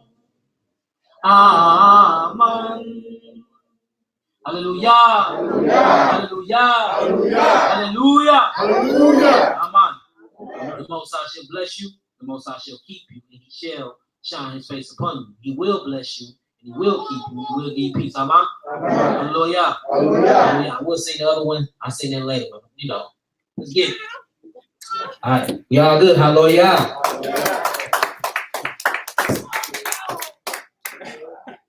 Shalom, shalom, family. May the Most High be with y'all. May the Most High keep y'all.